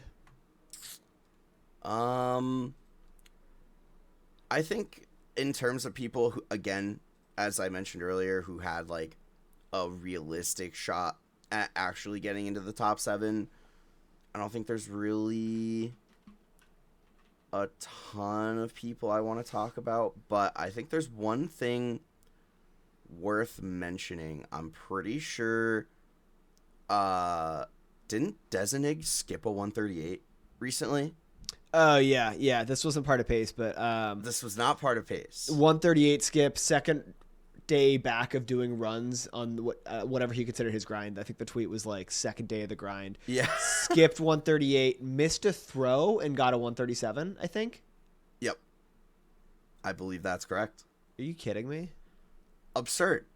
That's just absurd. Yeah. I know this, again, wasn't doing like pace qualifiers or anything, but looking forward, oh my God. Like, how can you not throw Dezanig into the loop here and be like, oh, they're probably going to qualify in the future if they really wanted it. I mean, yeah, like, you're just this already absurdly deep field. You're just throwing in another legitimate top level runner, like potential to win, like first place potential. Mm-hmm. Yeah, it's crazy. Absolutely. It's insane. Big shout outs to Dezanig for just skipping what a lot of people have as their goal time in 120 star. Yep. Just jumping straight to the 137. Can't wait to see again what that looks like in a year. But yeah, no, that was definitely very, very impressive to me. I mean, day 2. I mean, come on, It's insane. Like, are you kidding? Like, it's not even a grind. You can't even call No. that a grind. That's day 2 of hanging out. It's casual gaming day 2. Like, you haven't earned the term grind yet, pal. All right, you're not in the trenches like some of us. All right, going on day 364. All right, pal. He'll get there one day. Dog doesn't even know what it means to grind. Come on the pod. Yeah. Great sell, Geo. Great sell. This is why you're guest. This is why you're guest acquisition over Yeah. there. Plays a little more to your skill set. I just antagonize. It's like, oh, you think you're grinding this game? You don't even know what it means, buddy. Anyway, I have this podcast. You Just put him down. No, Oh, no, my but goodness. obviously, jokes aside, insane accomplishment. Borderline unbelievable. That's how good it is. Like, it's just like, it's not reality. This is what actually happens in the world. You don't just like stroll in here and get this absurdly good time, but it just shows like he's that good. I mean, he's got to be a world record contender down the road. Obviously, with where the world record sits now, with Weegee just blowing everyone out of the water, it'll take some time, I think, for the field to catch up. But he's got the potential, obviously. Definitely. It kind of reminds me of Liam in a way when Liam like first came back to 120 star. Obviously takes the world record with another 138, but 137 at the time was like everybody was grinding for it. Everyone was grinding for it. Who's going to get the first 137? A lot of people came close, but nobody sealed the deal. Liam was back for like a month, maybe. It was so fast. 137 right off the bat. Just crazy. Kind of reminds me of that a little bit. Liam's so insane. I remember Crazy. when Liam came back, I was in Mexico traveling. I had just taken the bar exam, and I had like weeks off before I started working. So I was like, oh, got to do like a bar trip, whatever. I don't have any real responsibilities. And he came back, and that was the first time he was like in the community since I had joined. because I initially like started, joined the Mario community after his hiatus began, after he got world record. And I remember like sitting in my hostel in Mexico, just like glued to my phone, like, I got to see what this guy's about. No, because I was the same way. I joined the community. All I heard was tales of Liam. Yeah. And like some old VODs. And when he came back, I got the notification on my phone that he went live. I don't think I looked away. Yeah. I mean, it was just like, this isn't real.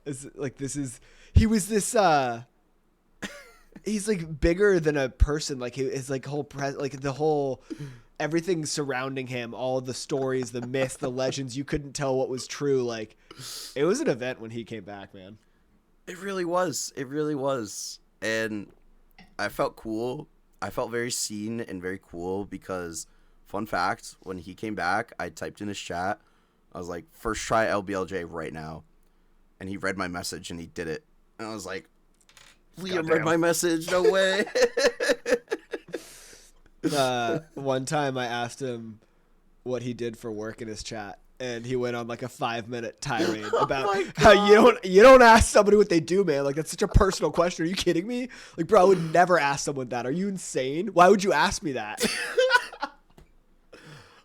The thing is, I remember people talking about him going on that like 5-minute rant.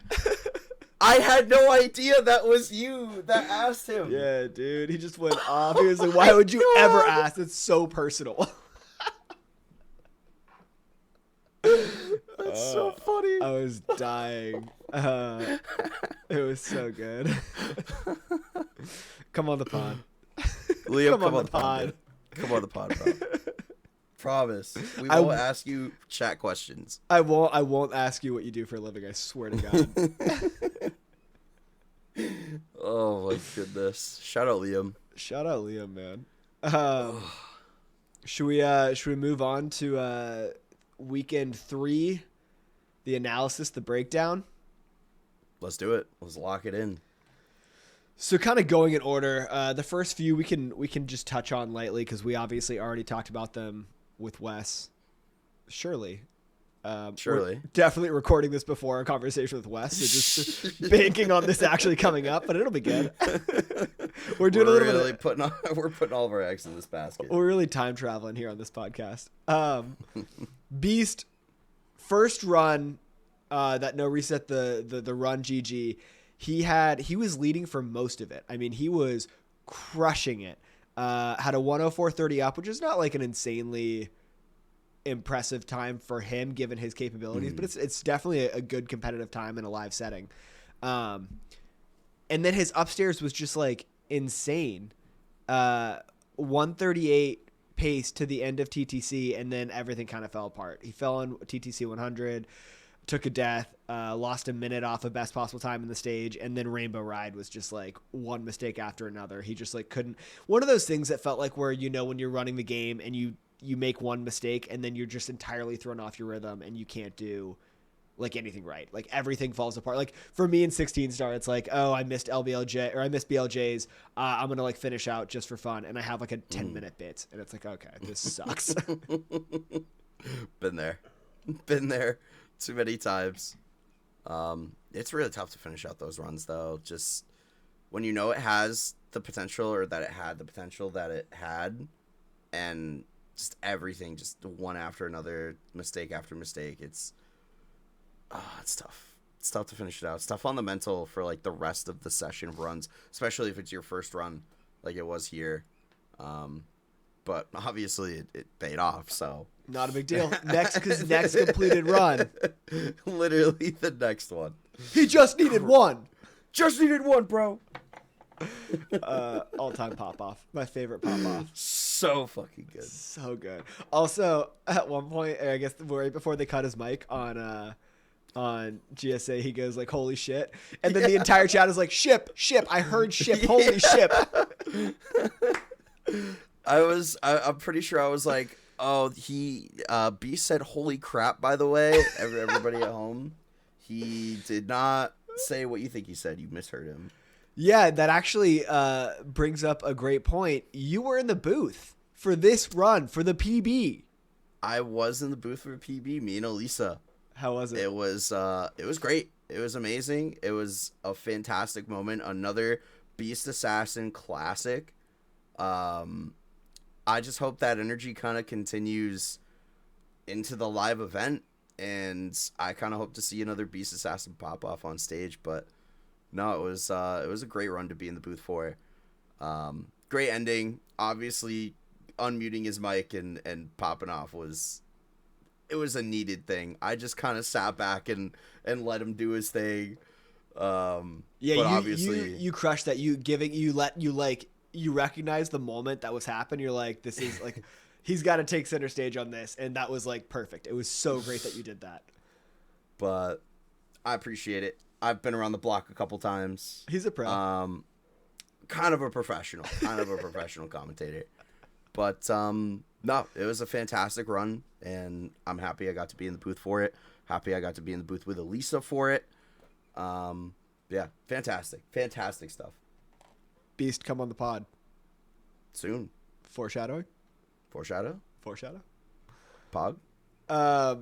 Next major storyline. Lock it in. We called it. We fucking called it. Sorry if we're bleeping that out. I can't remember. We're not monetized yet. BlueBob, the comeback kid. Comeback player of the year.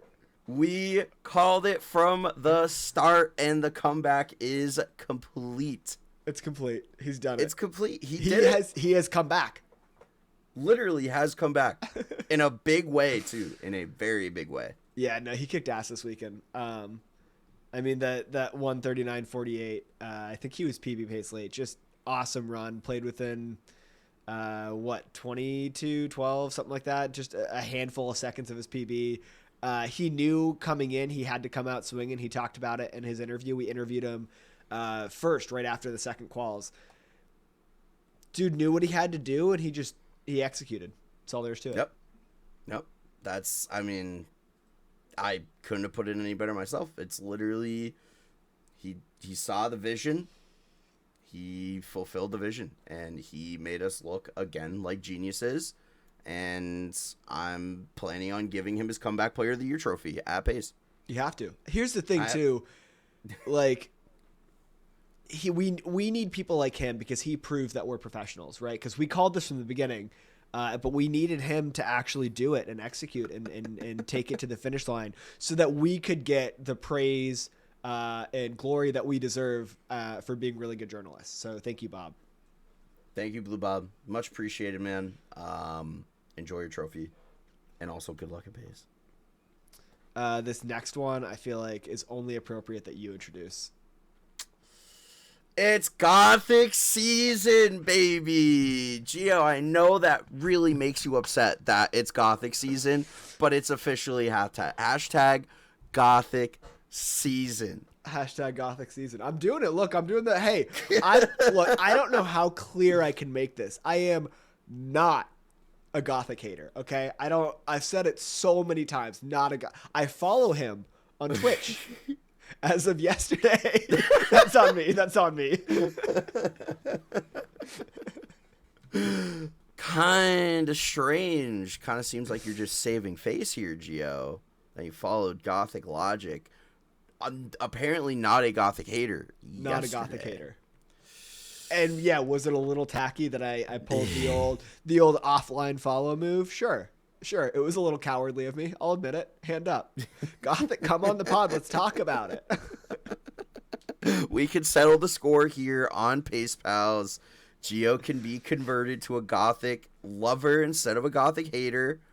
But yeah, no. GothicLogic securing the spot on stage, coming across the pond from the good old UK, and had the performance that he needed to have to get here. Fantastic 3 rounds overall. I believe we have written here that his first run was that 141. And then wrapping up the weekend. I mean, where was he on the Sunday standings? I think it was. Sorry about that. He was ended up in 8th. Oh wait. I don't know if that. Yeah. He was 8th at the end of this qualifiers, but it was enough points to put him through. Okay. Fantastic. It was just, I mean, he did what he needed to do. He did what he needed to do. in. And I know you're seething, but you know what? That's just the way the world works, Geo. Not seething, not upset. Obviously extremely happy for Gothic. Look, not a Gothic hater. All right. I don't know what more I can say. I don't know how much clearer I can make it.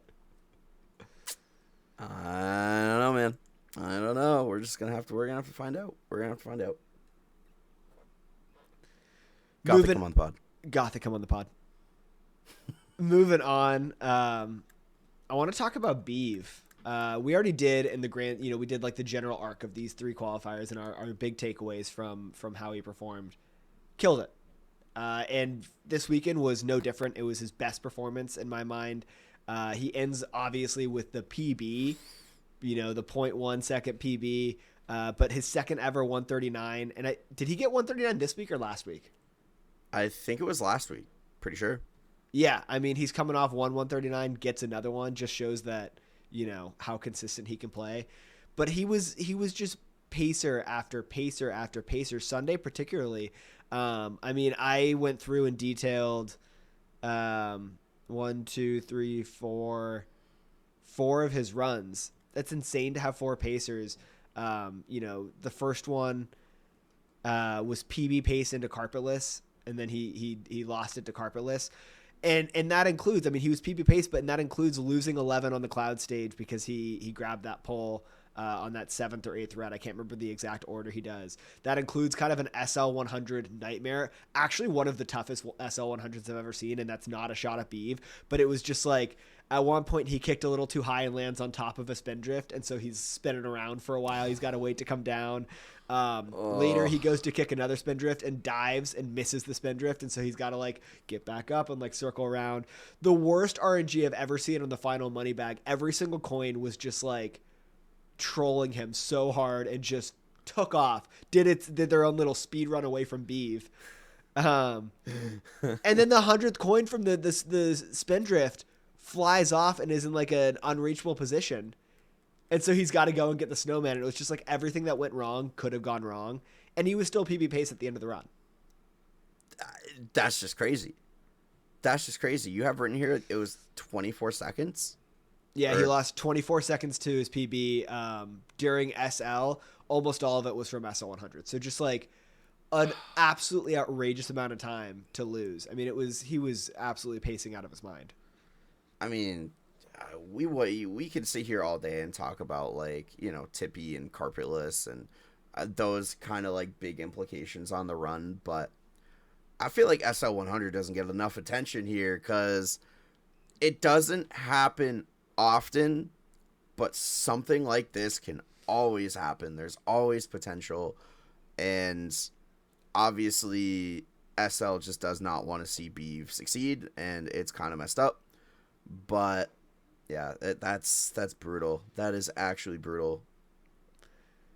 But at least he came through in the end. I mean, he had that was his first run on Sunday, and then he jumps into the booth. Also, big props to be able to literally, it was that, and then like 5 or 10 minutes later, he was in the booth to like have to reset your mentality and be like, all right, I have to be a pleasant human. I'm very impressed. I guess you just got to kind of laugh it off at some point. But yeah, he came back after that. He had his next 2 deep runs both died to DDD 100. That was kind of his big run killer this Sunday. He was green into both of them. The second one, he was minus 32.3. Absurd. And that triple jump dive to that final red, which is so difficult. He missed it both times. And he actually went for it 2 or 3 times on that second one because he was so far ahead. He had such a cushion, but he just couldn't quite get it down. And I remember seeing him as soon as he reset, went right into Usamune and was like grinding that a little bit to make sure he didn't miss it again. And guess what? Next run, that was the PB run. Nails the triple jump dive. No issues. He was minus 31 into that. Ended up with a 104.12 up. But yeah, I mean, it was a really nice run, that last run. he nailed carpetless first try, obviously, and so you love to see it. You love to see somebody clutch out a run like that.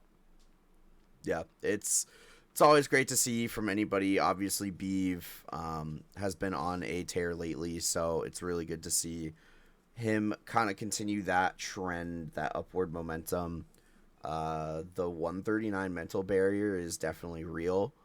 Now that is out of the way, I think Beeve can fully blossom here and maybe end up with a 138 in the near future. I don't see that being completely out of the realm of possibility. I think he can absolutely pull it off pretty soon. Yeah, I mean his gameplay is stellar. He's crushing it. I think there's a lot of potential left in that tank for him. The last thing I want to point out about Beeve before we jump on to our next little section, that PB run, he went for Wilco clip and nailed it. He does not normally do Wilco, and then he PBs by a second maybe. So that literally saved the run. That was the difference. That was the difference. And it's crazy because like Wilco clip, I mean 120 runners never hit that. So never hit it. They never hit that trick. So it's kind of crazy that Beeve's run was saved by a trick that 120 runners never get. My notes must be wrong. There's no way he hit that. He's a 120 runner. Yeah. No No, way. I mean, they don't do like stair BLJs. So that's No. why I'm like, it's interesting that he went for it. It's kind of crazy. But Kinda crazy. like, honestly, shows the guts that it's Beeve has and what he's willing to do to save a speed run. And look at it. It ended up making the difference. And there it was. It's beautiful. Beautiful. Hopefully other 120 runners will follow suit in the future. Maybe and, they'll try it take out. note. Yeah. I mean, they got to break the trend eventually, right? Like, They should name that move after him. They call it like the Beeve clip or something. It's weird it doesn't have a name. yeah, I mean, usually it's just called like the 50-star BLJ or the 50-star door BLJ or Right. something. Yeah. I But call yeah, it the Beeve I'm clip. I'm down for Beeve clip for sure. Sorry, Wilco. Shout out Wilco. Feels like stolen valor. Moving on to the next section, it's our graveyard, the runs that didn't pan out, and unfortunately, I think these are, for the most part, players I think that were a little bummed and wish they could have performed a little better. Obviously, we talked a little bit about JQ already. He had a tough start. That first run he did was a 145, which obviously he's able to do much better. And then it was just kind of like he just couldn't quite finish is what it seemed like, because he had pacers. I mean, he had opportunities, and you don't know if it's like a mental thing. You don't know if it's just the game is hard. Like the nature of it too is, you're trying to do the best you've ever done. So obviously you get into those late stages where the stars are very, very challenging. We talked about it. The whole run is so absurdly hard. To put it all together is just a, enormous task. It's such a huge undertaking. But he had good lobbies. He had a 23-17 lobby on his second run. Lost to Tatama, just a brutal trick. Saturday evening, he took a 104.32 up, which was minus 12 to PB. THI did some damage, fell twice on Snowman's land, or the Snowman's head in SL, and then took it to Tippy, but couldn't quite close out the PB. Took a 141.28, just kind of lost time in the later part of upstairs and Tippy. And so it's tough, you hate to see it. You hate to see him lose runs like that. I do think, I said it before, but I do think good things are coming for JQ. So it's just kind of one of those moments. I think you got to keep your head up and keep going. I mean, the potential is clearly there. He has established himself as somebody who is definitely capable of a 139 or more. So yeah, the big things are coming for Jaquarium. Big things are coming. The 139s are coming out all over the place. In 120 star right now, all these runners who are in that low 140 range are coming through, busting through in a big way, and JQ is definitely next up on that list, 100%. I completely agree. And that first run Sunday that he had, I mean, it was best pace ever. I think into TTM, not through TTM. He lost best pace ever into TTM, but it was such a good run. A little bit of damage in TTM. He was +2 after SL, so still right there with the best he's ever done. Missing a red coin in Cloud, lost him 16 seconds. It was still Copium 139 pace out of TTC, and then some trouble. Lakitu's really gave him some trouble. That first Lakitu, he had some bad RNG. He missed the kill, and I mean, this guy was like Barry Sanders, just juking him out left and right. Poor Mario couldn't kill him. Kally kill RNG was bad. He had to get the check, so he's losing time already. And then he got amped. He had to redo on the way to Carpetless. He got amped. He had to do the wall kicks on the way up. I saw him do this twice, actually. I guess on that last wall kick, he doesn't quite get enough height to get up there and get the ledge grab and that column where the blue coins are. And he ends up falling most of the way down and then picks up the wall kicks again. But obviously that's a pretty big time loss. It's just a reminder of how tough that movement is to get to Carpetless. It's so hard. It's so hard. And like, it's the movement up there. It's the movement all throughout, like after the warp, and then you got to get to the window, and then the trick starts. And then you got pause buffering. Like, what is this? It's crazy. Just, re-bringing it back up from a previous episode. Carpetless hard. Carpetless kind of hard. This is cutting edge journalism. Just a little bit. Carpetless hard trick. Mario 64, kind of a hard game. Hard game. I know it's never been said before, but a little bit difficult. But yeah, God, that I can't remember if I was in the booth for that Lakitu or if it was somebody else that it also happened to. Yeah. But I mean, as a runner, how do you how do you do anything except just laugh at that point? Like, dodge and dodge after dodge after dodge. Like, literally, NFL teams, someone signed this Lakitu. Just the most elusive thing we have seen ever. Crazy. Can't be tackled. Better footwork than anyone. Be tackled. And Lakitu doesn't even have feet that we know of. And that's how just good a cloud. Is. He's just a cloud. Dude's just a cloud, and he's killing it. Oh, man. But yeah, keep your head up, JQ. PB's coming. I have no doubt about that. Easy 139. Moving on, the last one I really wanted to highlight, because we don't have a lot from the big guns, at least that we haven't already covered with Wes. But the last one I wanted to cover in a little bit of detail is Denner. Obviously didn't qualify. Really what killed him was, we already mentioned this, but that first qualifier didn't get the time he needed. But I would say, I thought he played well this weekend, He finished with a 140-40 out of the gate. He had golds and SL and Rainbow Ride, which is awesome. That was his tourney best. But he still had other pacers. He had a couple runs to basement on Saturday. One died to SSL. I can't remember. I think it might have been 100, but I can't remember. And then he took another one upstairs, 104-12 up, which is a great uptime. You can, with a good upstairs, you can definitely 139 that still. And then he hit the invisible wall on that long jump to the red coin star in TTM. You've already done the 100 coin star. You've already collected the 100 coin star. You do a long jump to the mushroom, and you have to stay right. And if you don't, there's an invis wall you hit and just drop down. And it's a dead run at that point because you have to redo the entire red coin star, and it's so brutal. It's so tough. Game hard, game fair, do whatever. Obviously, a lot of potential. We already talked about it, but yeah, no, it's tough losing a pace like that. 120 always finds a way, and TTM in general always finds a way. So just gotta put one together and not have those just like random. I mean, the invisible is not really 1 in 1,000 because like it is an avoidable thing, but someone like D whatever who like knows that's there. I mean, it can still happen to anyone. So right. just gotta limit those things. Those things just need to go your way and do whatever's looking at a much better time. So just gotta lock it in. Just gotta call up and reserve a room at the lock-in next time. Exactly. Oh man, I'm so glad Kally tweeted that picture of that hotel. The lock-in is my favorite. It's gonna become a thing. It's gotta so become good. a thing. I'm obsessed with it. Like, pace needs to be at whatever country that hotel is in. Agreed. I don't know if it's in the U.S. or not. But wherever that hotel is, that's where the future pace needs to be. Everybody needs to stay at the lock-in. Either that or what is it? The sleep in, right? What we need to do is, with all of the revenue we have from this podcast, buy the sleep in and rename it Lock In. We can afford Done. to do that for sure. Look, I gotta check out the books, but I think we can make this work.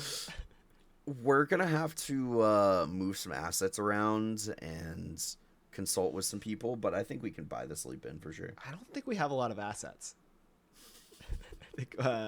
We got to check the books on that one. I look, I'll admit I didn't really do well in accounting in college, but I don't think we have a lot on that side of the ledger. Yeah, we'll run through the balance sheets and just kind of see what we're working with here. I think But we're yeah. gonna have to cook some books. Delete this. Cut this from post. FBI, IRS, stop watching right now. Everything you just heard was a joke. It's parody. It's fine. But now that they're not watching, we could totally we could get away with it. We'll cook it up. We'll cook it up. I'm not worried. We can do it. Let him cook. Let him cook. Literally. Let him cook the books. That's going to be the phrase for like future fraud. Let him cook. That's the going to be books. like Gen Z fraud. Let him cook. Oh, it's beautiful. Man. But yeah, those were the major things I wanted to point out. The runs that didn't quite pan out that could have changed the landscape a little. Obviously, a lot was pretty solidified coming into the third qualifiers. But yeah, GG's to all the participants. It was a blast getting to watch. I can't wait for the grand finals and to do our analysis on that. I can't believe we have to wait 2 months before we get more pace. I know it's gonna be a tough 2 months without having to do like a recap episode. Yeah, but rest assured, we're cooking, and we're not talking about the books. We're also talking about that. Well, I mean, yeah, but like for now that the IRS is watching again. Oh, true. Yeah, IRS. Earmuffs. But yeah, no, we're cooking on some interviews. Got some people that we want to have on the pod. We got a good lineup right now of people that are like confirmed that they want to come on the show. So, we're working on those. We're working on getting more people on, and yeah, we're gonna have plenty of content between now and the grand finals. Bro, guest acquisition is going crazy right now, for real. It's crazy. I mean, that's what happens when you're the second biggest Mario podcast outside of the Bobcast. True. That's what happens. It comes with the territory. I do want to say, IRS, you can take off the earmuffs. And on a serious note, I don't want there to be any confusion. IRS, please like and subscribe. Thank you. If we get a sub on YouTube that literally says the Internal Revenue Service has subscribed to your YouTube channel, I'm gonna lose it. Immediately we do need to delete this video. Yeah. We'll enlist it. It's fine. Yeah. We'll keep the viewership stats for our channel. Yeah, we need it. I don't know how any of that yeah. works, but I trust you. Don't worry. It's all good. Well, all right. Last thing I want to do before we kick it to ourselves to recap our predictions. Oh, boy. I want to do 3 quick PB shoutouts. We only had 3 this week. You want to kick it off? Beast Assassin. He just needed one. Just needed one. Needed one, bro. The 138.16. Huge, massive PB. Way more to come from Beast Assassin. GG, my good man. Only thing bigger than that PB this weekend was the pop off, and it was awesome. True. The pop off was so good. It was the oh best. My god. Beautiful. Lock it in for the SM64 awards, I'm telling you. Oh, also, this is an idea I just had, and I want to throw it out there before we forget. When we are struggling to find content, we should do a Mount Rushmore of pop-offs. True. It would be so good. Wait. Oh, I already have that's some such a good ones. Oh, that's such a good idea. Okay, yeah, we got to do that. Oh, that's amazing. Yeah. Great fucking idea. Great idea, Geo. Save that for after pace finals when we actually don't have much content. Yeah, right. The off season. Yeah, the off season. The doldrums of What? I guess it'll be summer. That's true. A lot of people come back in the Dog summer, days. Yeah. start grinding. Sure. Moving on to our next PB. Beeve with the big 1 second PB. So huge. 139.57. I know it can feel like a meme sometimes to get a small PB, but consistency is key, and you got it, dude. You're crushing it. GG's. I mean, a lot of people would take a 1 second PB right now because I can't think of anyone. I would never accept a 1 second PB. I would reject it. I would deny it. I would say this isn't good enough. I refuse. What if you got a 15:59 and you submitted that? Could you realistically reject your own speed run? Ooh. Or is that like a conflict of interest? Like, I mean, one, I do think it's a conflict of interest. Two, I am former SRC mod Geo Gringo. oh no, you stepped down from your position? I was let go. Look, oh, Geo. I want to clarify because I don't want this to be drama unless it's good for numbies. I was let go, but I agree with the decision. Objectively, okay. I was inactive. I didn't do anything. I wasn't adding any value, and they like to reset or rotate out the inactive mods and bring in people who are actually doing stuff, which obviously makes sense. But yeah, I was fired. That's correct. No! I was terminated for never showing up to work. They really hit you with like the Office Space. Like, so what would you say you do here?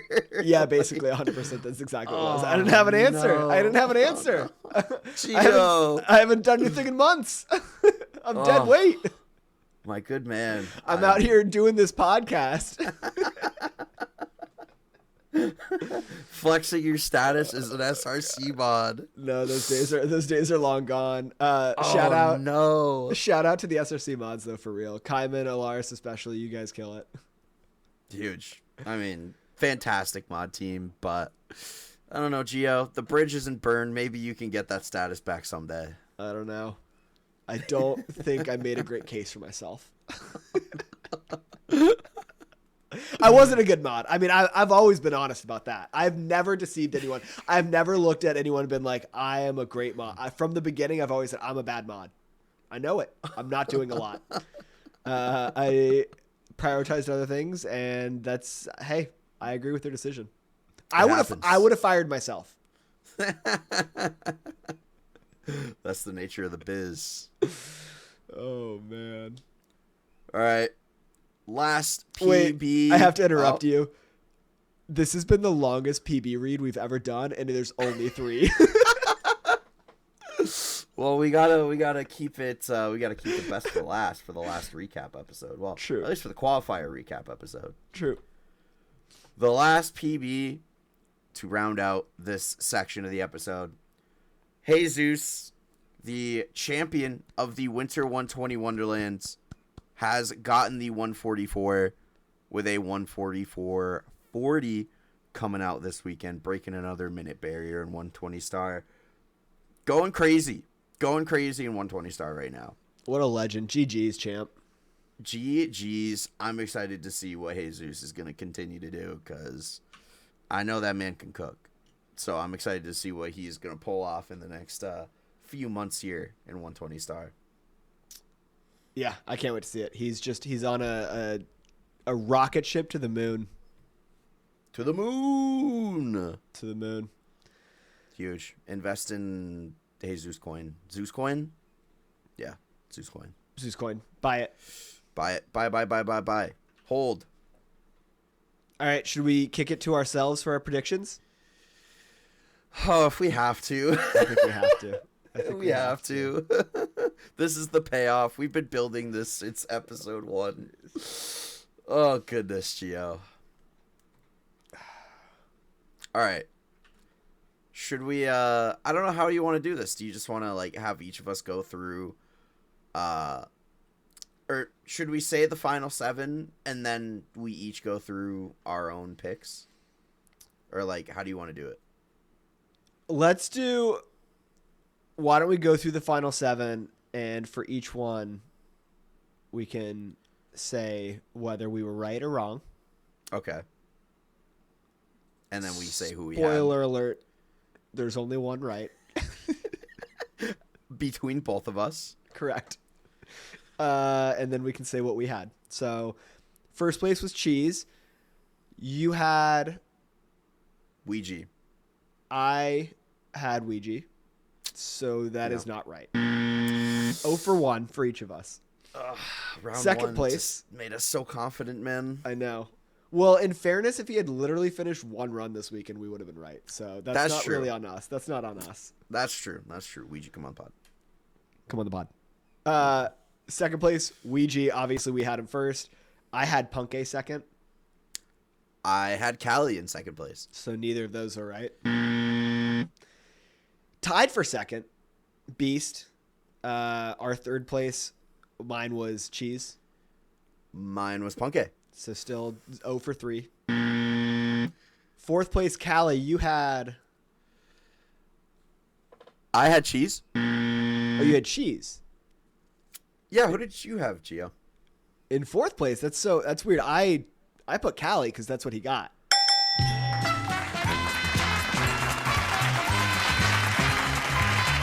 Holy shit! Let's fucking go! I was like, well, Cally's gonna get fourth, and that's what Kally got. I don't know what. It's not that hard. I picked the right person. Can we do a recount? Like, are we able to, like, stop the steal, man? Fourth place, I mean... Bro, I stop the count. That's what I say. Oh, man. keep the count going. Never mind. It doesn't get better. It doesn't get better, Zeas. It It actually doesn't change. Oh, God. And that, ladies and germs, is the only pick either one of us got right. That's But the we'll difference. finish it out. Kally We'll at finish it 4 was the winner. What a legend. What a great play by me. Fifth, BlueBob, comeback player of the year. I had Beast Assassin at 5th. No, that was too low. I had Dowsky. Dowsky decided not to run this last weekend. Damn. Massive. The implications stretch so far. I know, of this- Dowsky not participating. Dude, these third quals are what really did it. The chaos in this last weekend messed everything up. Yep. I was looking pretty good. You were looking really good. You were ahead of me. You had 4 picks, I think, last time. I know. Puncay, Fell so far. Puncay coming in 6th. You had GothicSeason. I had GothicSeason at number 6. I had Beast. Too low. Too low. Too low. Too low. Too low. 7th final qualifier. There is our boy, GothicSeason, not a hater. I rolled with Dowsky for number 7. And I rolled out BlueBob because comeback kid, I underestimated Bob a little bit, and that's on me. That's on me. That's kind of messed up, man. I'm not going to lie. So we got one right between us. Insane. Not good. Not great. Not great. We're professionals, though. But... Professionals. That didn't stop us from making predictions with Wes. Don't worry. It did not. Don't worry about that. Oh, goodness. Those are definitely going to play out better than these ones, right? No doubt. Definitely better. Well, I will say, at least we know who, like, there is nobody who can enter or exit that top 7. we know the whole universe. We know, like, that I'm tunnel vision on that top 7 when I made those predictions. Yeah. And our top Like- 7, like the grouping, we actually did well. Dowsky was the one person we put in there that didn't make it. You Yeah. missed on BlueBob. I missed on Gothic. So, Yeah. so I I think. mean, Go ahead. I think maybe you were about to say this, and I'm so sorry if you were. I think we did pretty good overall. Considering, we got the group. We just didn't get the order. I was not about to say that. Oh. And I what were you don't gonna say? think I share that opinion, but I love that you feel that way. I can't say I agree with that thought. No, I was just gonna say I think the implications now are pretty uninspiring. I think what we have to do is, well, it's a 120 race at some point this summer, Yep. and we will be having drinks while we do it. And I Yep. think because I had 1 point and you had 0, you have to have one more drink than I drink during the race. Is that really enough, though? Well, I guess I don't know. Should we do it differently? Because I guess I can. It's not much of a difference, but I Not get really. to set the pace. So like I can have 4 drinks. That means I have to have the 5th. Right. But realistically speaking, Yeah. and like I know we can both put back some brews. I know that for a I fact. think you're overestimating, but go on. I mean, if I would say by the end of it, we're gonna both be equally drunk by the end of that race. I think it's probably true. So we got to find a different way to make it so that it affects me more. I think don't you're know. right. I don't know how we would pull that off. No, though, I because, think you're right. Like a 1 drink difference. I don't know, man. I don't know. I mean, if we're keeping it strictly to brewskis, should we throw like a shot in there or something? We Like could throw a shot in there. throw a shot or two. I don't know. Something. Oh, got it. Ex- You have to have 1 more drink than me per split. Kidding. Geo's about to switch to single star splits. First time in history. Oh my god, can you imagine? R.I.P. man. Yeah, that would be death. That's Oh not my God. doable. Yeah, I think we gotta just kind of play around with this. Let's ask each of the interviewers, their interviewees that we have. I'm not even kidding, so we can brainstorm. I'm so fucking. We can't ask Wes though, because that technically is before this happens. Yes. We obviously, when we're recording this, we've already talked to Wes. So Correct. That was in the past. unfortunately, we didn't ask him. Unfortunately, we forgot. It happens. But yeah, we can figure it out. I know we got some smart minds coming on the pod, so someone's got to come up with a good system, right? Yeah, I think somebody's gonna have a good idea out there, for sure. I believe. So we'll figure it out. Stay tuned. Leave a comment, subscribe. Yeah. Anyone in the comments can let us know too. I almost said anyone in the chat. I'm so streamer brained. True. But yeah, anyone down below wanna give us some ideas on how we should handle that? Maybe Feel one free of to sound our off. maybe one of our newer subs, Internal Revenue Service. I'm looking at you. Yeah, I know the IRS can come up with some pretty killer drinking games, so Sure. I'm relying on them kind of. True. All right. know. Well, on that note, any closing thoughts? Mario and also Pace is going to be sick. The finals are going to be super exciting. I'm glad we have a couple new names up here. Well, I guess 2 new names. Because BlueBob said he hadn't been to a Payson or wasn't competing at Payson a little bit, and Gothic up there, obviously. So great to see some new names, and yeah, it's going to be fantastic. Appreciate all of the support that you all have given the pod. It's been a blast right through to this point, and it will continue to be a blast. And yeah, we're gonna keep pumping out. Interviews, maybe some other side content that we think of, like that Mount Rushmore thing you were talking about. True. But yeah, we're cooking. Let us cook, and just appreciate everybody watching and supporting for sure. Hell yeah. Agree with that. Thank you so much for all the support. Keep watching. We got good stuff coming. It's been a blast. We love doing this. Thank you so much. Yeah. Love y'all. Bye. Bye.